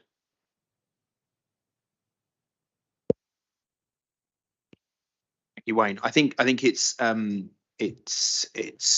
important, I suppose, not to confuse economic sustainability and the factors of economics that fall outside of the planning system with what we as a local planning authority can consider as part of a, in this case, residential institution in a moderately sustainable location. The options available to staff, visitors and occupants are what they are. We have limited ability to influence that, except, as Alan confirmed earlier, through enhancements to existing infrastructure. Now, given the scale of the proposal, the contribution towards infrastructure and improvements within the area is incredibly limited. For example, a 1,000-house scheme will have much greater clout in delivering, whether it's junction, bus, rail infrastructure, if relevant and if the area supports it. This is, as you rightly say, this is not necessarily going to be somewhere that the area of Crowthorne and around is not exactly somewhere that you may assume the staff for this facility may come from, but that is not a material planning consideration. What is a material planning consideration is the local authority meeting its identified housing needs, not ensuring that staff are remunerated to a degree that they can live within the area where they work, which is obviously a wider national issue. To just like to add one point, that we talk about a draft local plan update. It never got through, so therefore that site that you refer to never got to the end, as it were. So just to sort of confirm that. I'm conscious that we've heard quite a lot from some members of the committee, and that's fine. I'm conscious we've heard very little from some others. So as we're drawing to the end of the sort of, I think, the discussion, unless there's more points to be raised, I'm very conscious of the time. And before we get to Wayne's point or proposal that we do a site visit, I just open the floor to Tony, to Rochelle and to Al. Have you any points you'd like to add to this or raise? Al?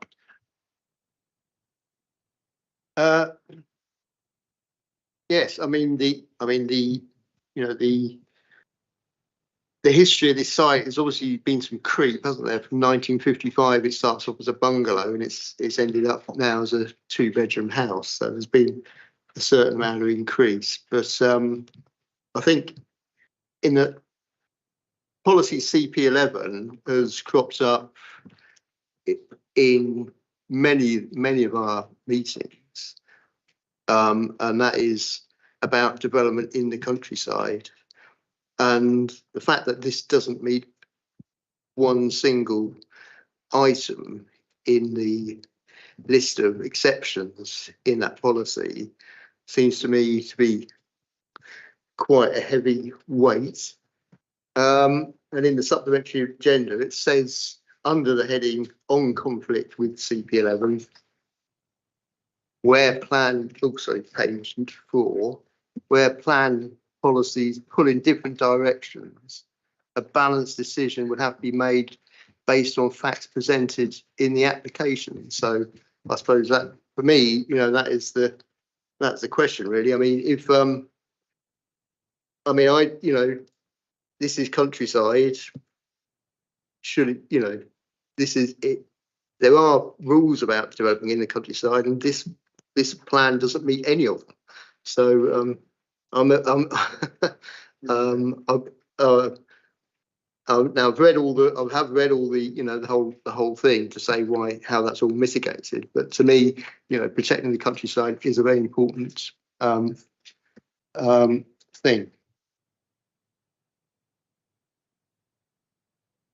One thing that I did consider, is there any possibility that we might consider reducing the speed limit on that road to 30?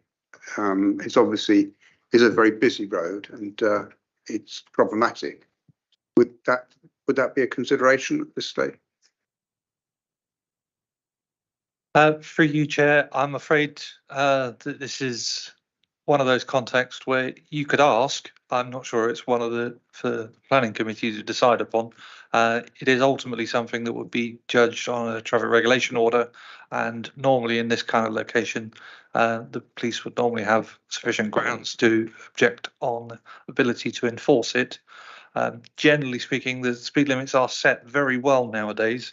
The DFT circular says that if there is frontage development on both sides, then yes, it is possible to pursue a 30-mile-an-hour limit. But as I said, the balance in this case is likely to go against that because it's an A-class road, the very straight section of road. So I don't think it's something you can take. You can recommend that we do with any real prospect of it occurring.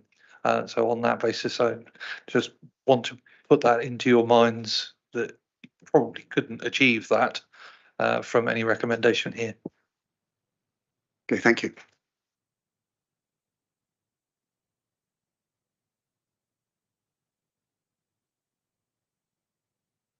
Sorry, I need to be clear to Councillor Shepherd debate that you cannot speak either. Thank you. So are there any further contributions anyone wants to make before we sort of sum up and look at the options ahead of us? I'm not seeing any hands. So we have a proposal from Wayne that we do a site visit. I'd just perhaps like to ask Wayne to reflect on that.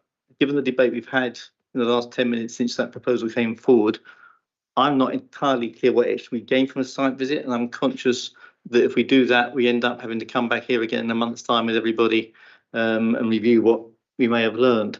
I personally feel I've got enough information in front of me, but I'll bow obviously to the members of the committee's view on that.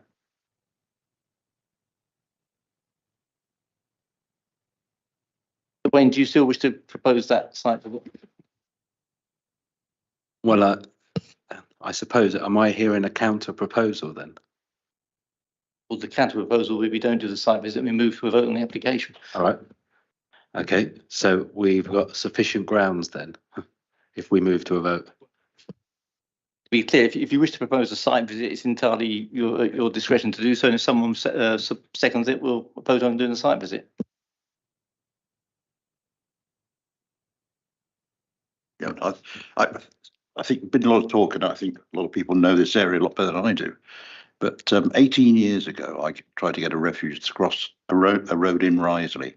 And luckily, we just moved the boundary of the 30-mile-an-hour limit. And I was told that if that limit hadn't been moved, I think you were here at that time, and we would not have got permission for this refuge. So is it possible we could have a refuge on a 40-mile-an-hour limit road anyway? That's why I'd like to go to site. Sorry, I think to be fair to Andy's answered that question 2 or 3 times in different ways, that clearly they believe that they can get that as a planning condition and that the council can deliver it. I mean, whether we feel it's desirable or not, I don't know, but we can only take the word of the officer here present. And I think Alan's made his point clear on that. Yes, Chair. It is my professional opinion that yes, pedestrian refuge island would be acceptable in this location.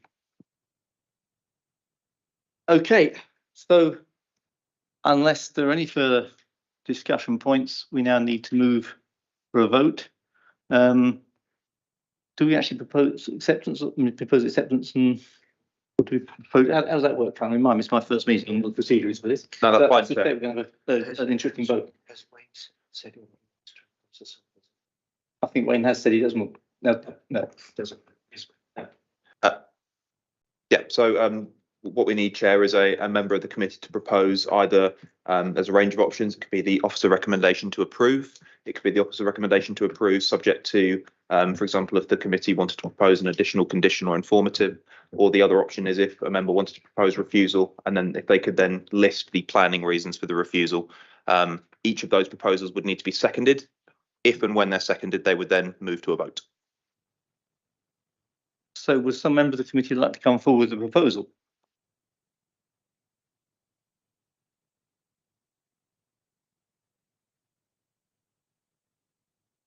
I would like to propose that we do accept the officer recommendation as set out on page 15 of the public documents pack. And the update.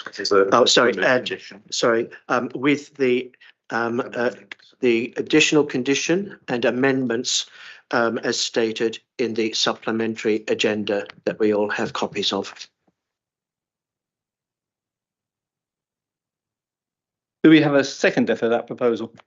Can I ask for that the vote be listed, named vote listed? The constitution does not account for it, therefore I assume it's allowed. So it's the same as council, Stuart. So we need 5 members to ask for that, or you can ask for your individual. If we don't get that threshold, you can ask for your individual votes just to be recorded for those members who want it to be. So it's up to the committee if 5 of you wish for a recorded vote, or you can ask me as and when you vote for your individual vote to be recorded. So do we have any councillor present, members of the committee, who would like to second the proposal from Councillor Mickleborough?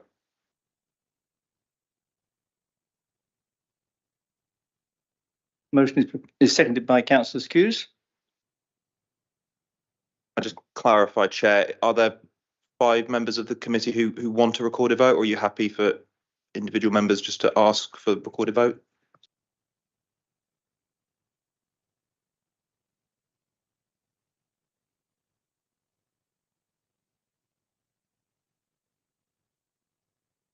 Yes, so would members like a recorded vote? I'm happy to.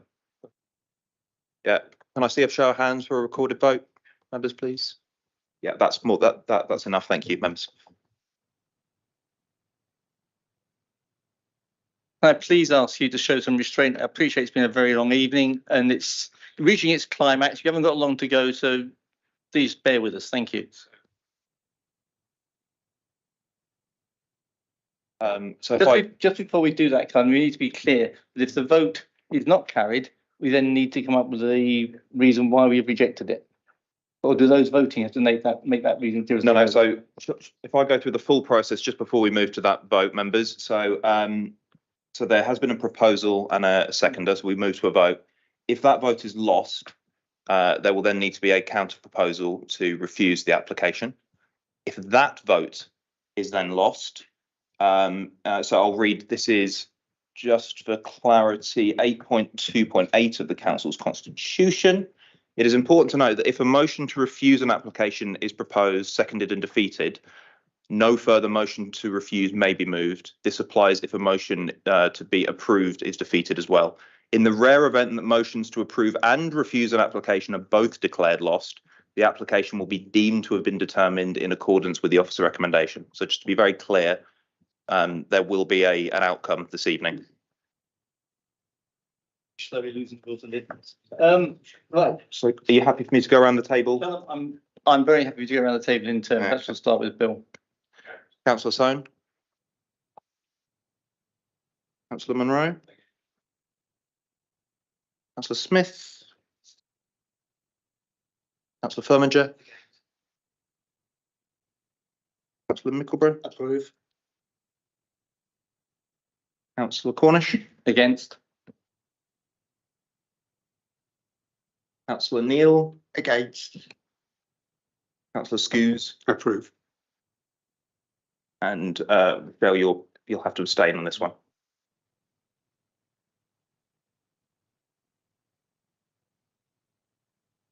Sorry, Councillor Skews, was that you were for? Yeah, thank you. So the motion to approve the application has fallen. So I'll hand back to you, Chair. So we now need someone to propose a motion that against the application. Is that right?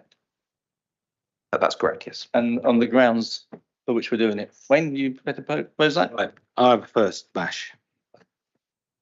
Right.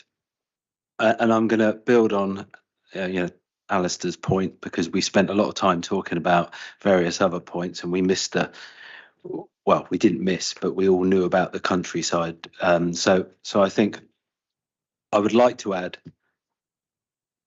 sustainability in there, but I think the number one for me, it goes against CP11, and it is development in the countryside, and for the various policies that it doesn't comply with. I think we've got enough there to take us to appeal if they go to appeal. Could I add to that also it's not in line with policy CCO2 as the MDD local plan, which is the erosion of the transition ledge between the development limit and the countryside. I would suggest we probably don't go into the area of sustainability and the other and traffic and so on, where the technical advice has been quite clear, and I suspect an inspector will not favourably upon us overwriting that. So Wayne has proposed the motion. Is Can I just? Alan's rushing the forward and second it. Sorry, David. Can I just suggest that we go to Brian just to confirm that those reasons are acceptable? Yeah, thank you, Callum. Thank you, Chair, and members. Can I just confirm that the conflict or the conflict with the listed policy CP11 CCO2, is that in principle, or is that to do with its appearance, scale, bulk, visual impact? I just need to be clear, because I've got obviously different policies have different requirements. It sounds like my interpretation of the debate is that it's in principle unacceptable, rather than focusing on specific design impacts. Yeah, I agree. It's in principle. Absolutely. Is that the view of the committee as a whole? Yeah. Okay, then we should, Wayne has proposed it, Al has seconded it, so I guess we now move to a vote. I don't want to go around the game of recording it again, let's put our hands up. If members are happy to have a recorded vote, I'm happy to, if you just put your hands up and I'll note you down, if you just keep them up for a little while. Yes. Yeah, just for clarity, Wayne. Yeah, can I just, allow me just a minute to converse with Brian?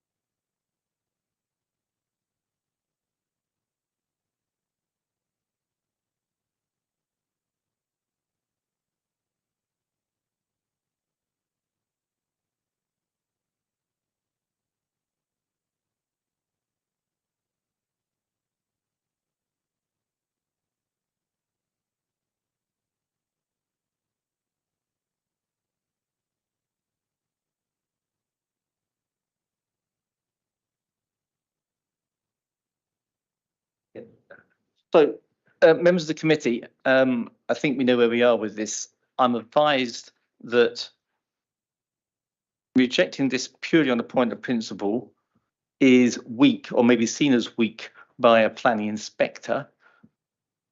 That's an issue.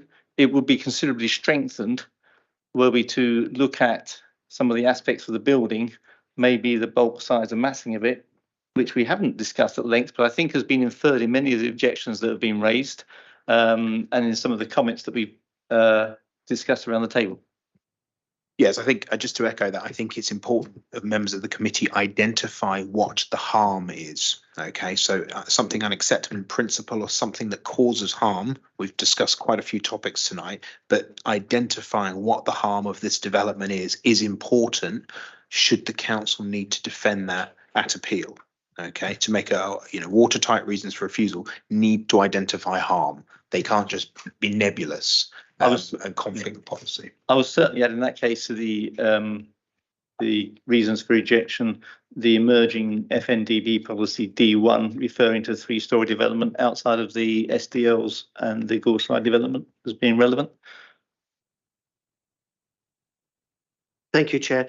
Brian, can I just clarify that if this application is refused and if it was to go to the planning inspectorate, that the planning inspector would only consider the reasons for refusal that were stated by this committee. And so, in other words, if the reasons for refusal pertain to harms, for instance, the size, the bulk, the mass of the building and so forth, we need to be very, very clear that all of the matters that you may consider, constitute harms are listed in the reasons or amongst the reasons for refusal. So I think it's very important that we give that thorough consideration before moving to the vote. Which is what we're doing, Andrew. Wayne? Yeah, I think we've got those. I mean, you've got the character of the site in terms of height, bulk, mass, scale, and proportion. In the countryside, you normally say up to 50% increase on the footprint. This is 10 times the footprint. So there's your size, there's your bulk, there's your mass.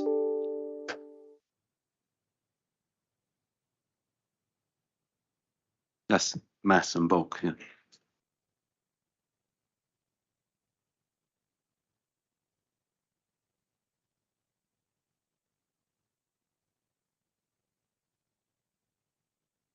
Is that enough, Brian, or do you need more? I think we're just saying, maybe Wayne, and I'll help you as well. We need to sort of provide a bit more guidance as to specific policies that we feel are being on list. Yeah, so I'm going to pick that up with Wayne and Brian. Yeah.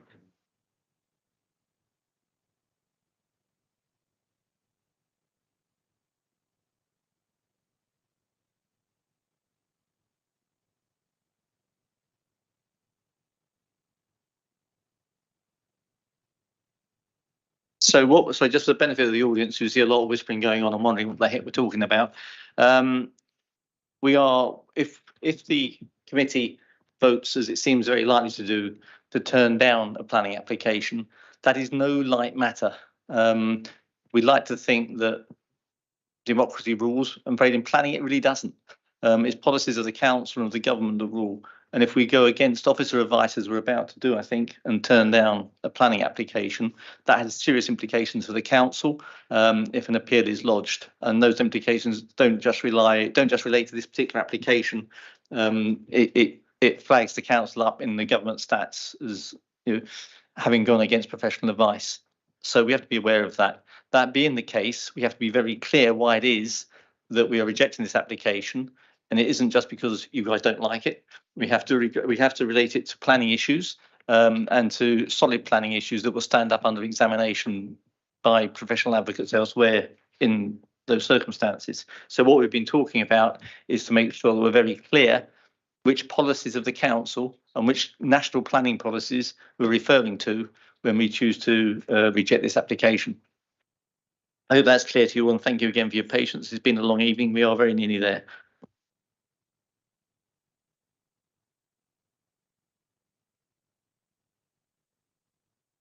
So when we are assessing a reason for refusal, we have to identify harm, and the harm has to go back to the policy. So if we are refusing this application based on its contradicting policy CP11, we also have to remember it's in accordance with CP2 as well as TB09, but we are relying on policy CP11 alone. So then we have to understand what's the harm of this scheme against this policy. Now, CP11 has 7 exceptions, and it says that the developments would not normally be permitted unless it falls within one of the 7 exceptions. By the use of the term "not normally" means there are possibilities of development being permitted, even though it doesn't fall into one of the 7 exceptions. Now, in which cases would the development be permitted then? So the cases where we have to go back and see the original intent of policy CP11. Why are these 7 exceptions identified and why other developments are not permitted in countryside? So the CP11 says that in order to protect the separate identity of settlements and maintain the quality of environment, these are the 2 reasons. Now, this particular scheme is not going to result in coalitions of settlements. So the first part of CP11 is not going to come into picture. So there's no, the separate identity of settlement will be protected. So it remains, the only issue is with the quality of environment. So we would have to justify this proposal is going to be harmful to the quality of environment. And would this harm be then, would this outweigh significantly the benefits of the scheme, would be the question that would be asked. And even though we are not comparing, probably I shouldn't be even comparing this site to another appeal, which Councillor Smith knows very well, but I'm not comparing that at this stage. I'm just reminding you. I think actually we can make a fairly strong case that it is building towards the coalescence of settlements because it's closing a gap, particularly with that site noted for the local plan update just to the north of it. And we have used similar arguments and won appeals at a site further up Lower Woking Road into Sandhurst Road, a place called Silverstock Manor, where we've won appeals on that on the basis that it's closing gaps between settlements. I think I must explain again to members of the audience, and I apologise for giving you a lesson in planning law. It sounds like that the officers are busy campaigning to make a case here. They absolutely are not. What they are doing is guarding your backs and your money against legal action if we turn down applications that we should have otherwise approved. So they are doing a very difficult job in very challenging circumstances. The elected councillors are paid and expect to stand up in front of the public and defend things. The council officers are not. And I would ask you to respect that. They've done a very difficult job this evening in very difficult circumstances.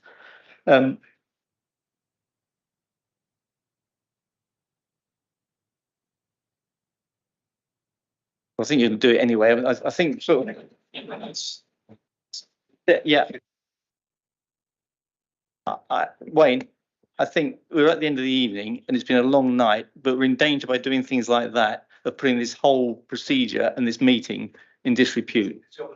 It doesn't matter, Peter. You're not supposed to pass messages from the floor to members of the committee, and that is not allowed. And it will simply be quoted against us at some planning appeal in the future. It's not personal to you. It's not personal to Wayne. It's just the way the law is, and we will get stuffed if we seem to break it. So we have to follow it. I hope you understand that. Wayne, can I ask you not to look at that? Or thank you.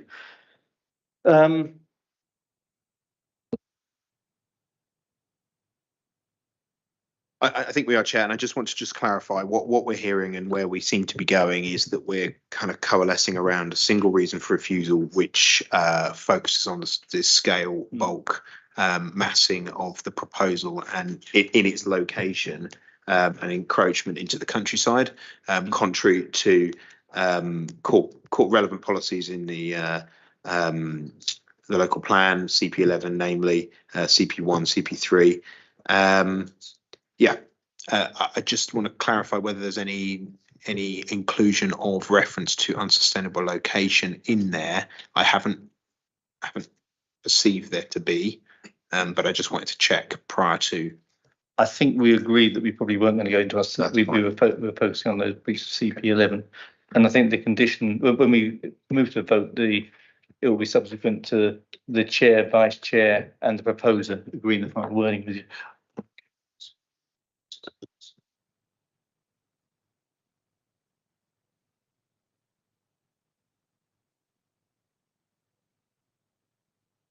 Yeah, there's a suggestion that we need to seek legal advice from the legal officer on whether we can agree the final wording, the reasons for refusal after the vote, simply in order to facilitate people's presence here this evening, or whether we have to thrash that out now in detail.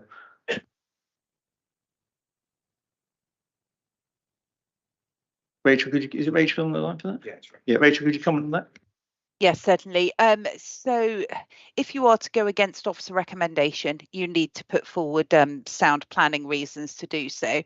And obviously, Brian has helped you together with Send Duty to do that. So as long as you do have planning reasons for refusal, as opposed to simply we don't like it, that's absolutely fine if that is the proposal on the table. The question is, we finalise the wording of those reasons after the meeting rather than during the meeting. Can they be summarised now? Yes. So the objection is based on specific policies, including but not limited to CP11 and to CCO2 of the MDD, and the relevant policies relating to coalescence of settlements. Wayne, are you happy with that? I was just paused. I was going to say that Brian just mentioned CP1, CP9, TB21, but in the round, I know we said no, but I can't see any reason why we couldn't put, well, you said CP1, sustainable development in, because if we're going to throw 5 or 6 in, I would have thought we would have put that one in the mix. So TB 21. Landscape character. That would probably require a solid landscape reason, Okay, right. a landscape trees and landscape officer. So the proposal was ideal. Okay, well, stick So we can't use CCO3 and TBO 21. CP1, CP9, CP11, and the one you referred to, David. Yep. Could I please clarify CP1? It's sustainable development. So are we saying it's no? Is it unsustainable location? Are we including that, or is just It's not sustainable. So it's against CP1. okay.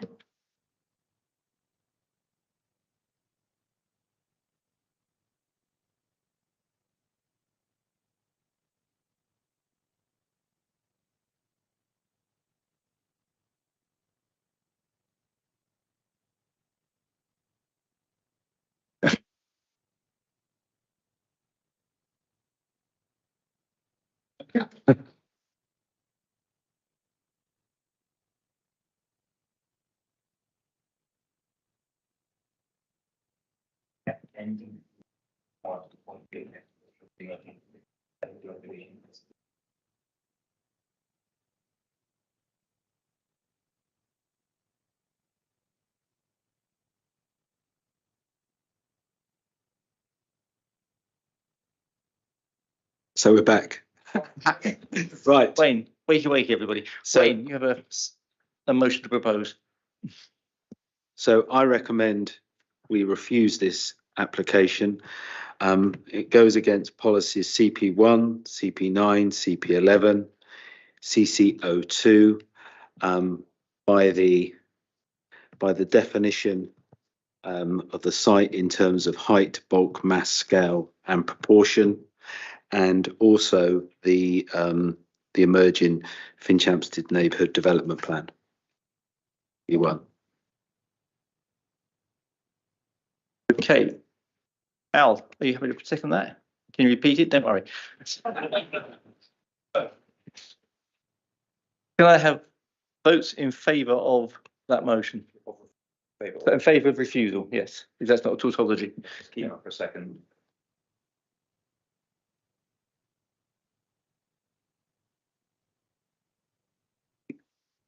And those against that motion?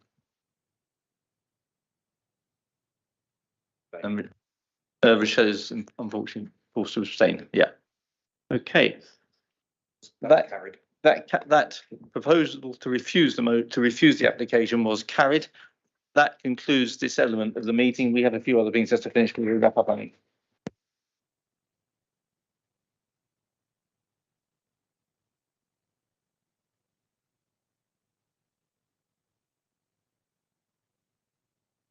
I would say that we're not doing this to win applause. We're doing it for what we hope are the right planning reasons. And be aware of that, please. Our guests are now obviously free to leave if they wish. I think that almost completes the agenda anyway, isn't it? Essentially, yeah. Yeah, is there anything else you want to think about? Just its members.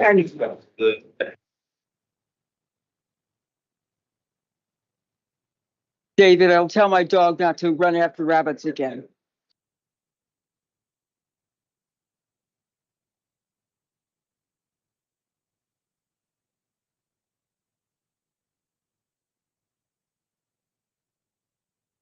Yes, Finbar?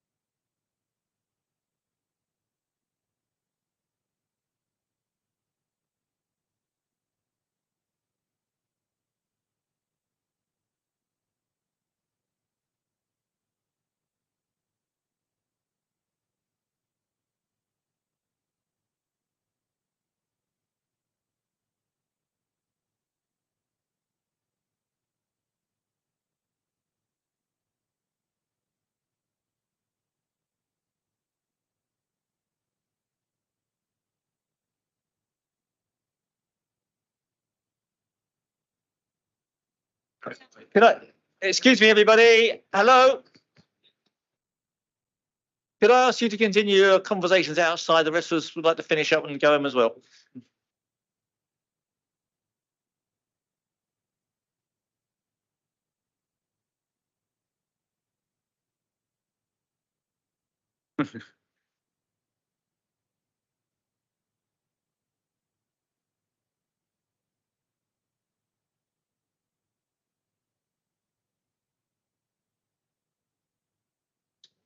I haven't broken that glass.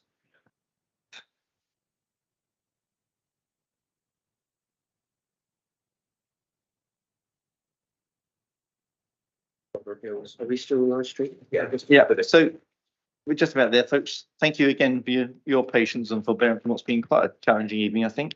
Are there any other comments, discussions that we had on the household appeals? If not, we can close. Before we formally close the meeting, 2 points actually. I did mention, I caught all of you on the bounce beforehand, and I apologise for that, but I think there is some merit if we can sort of work to a system of bringing our comments blocked together on topics. Otherwise, we end up going around the circle and coming back to things we think we've finished off. I'll perhaps contact each of you individually about that to see if that's a way we can work forward. And if it doesn't work, or people prefer to keep as it is, that's absolutely fine. But it's just trying to make the discussions a little more focused, a little easier, particularly on these more complex ones. And secondly, well, lastly, before we close the meeting, I'm told that this is Sanjuti's last meeting. I think she made that decision before the meeting, not after. It's that bad. Yeah. So Sanjuti, on behalf of the committee, thanks very much for all your work. It's never easy sitting there in front of this. We're paid to do it, you're not. But I won't have to depend another care from up Yeah. Okay. Yeah. So, Brian. Yeah, thank you, Chair. I think it is Sanjuti's last meeting. I just wanted to say a couple of words just about Sanjuti and also like the hard work she's put in. The sort of 5-6 years she's been with the council.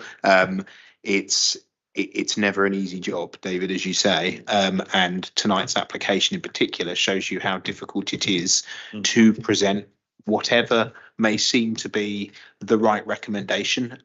It is only what we can justify as a council, and officers, including Sanjuti, tread a fine line quite often.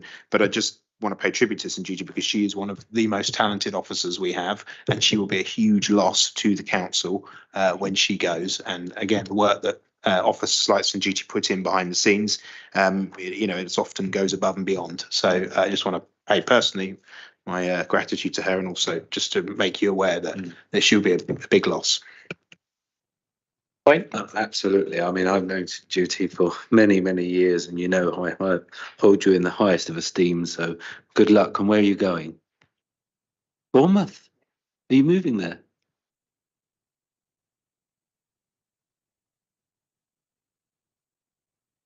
Oh. All right. Well, good luck. There's loads of care homes there.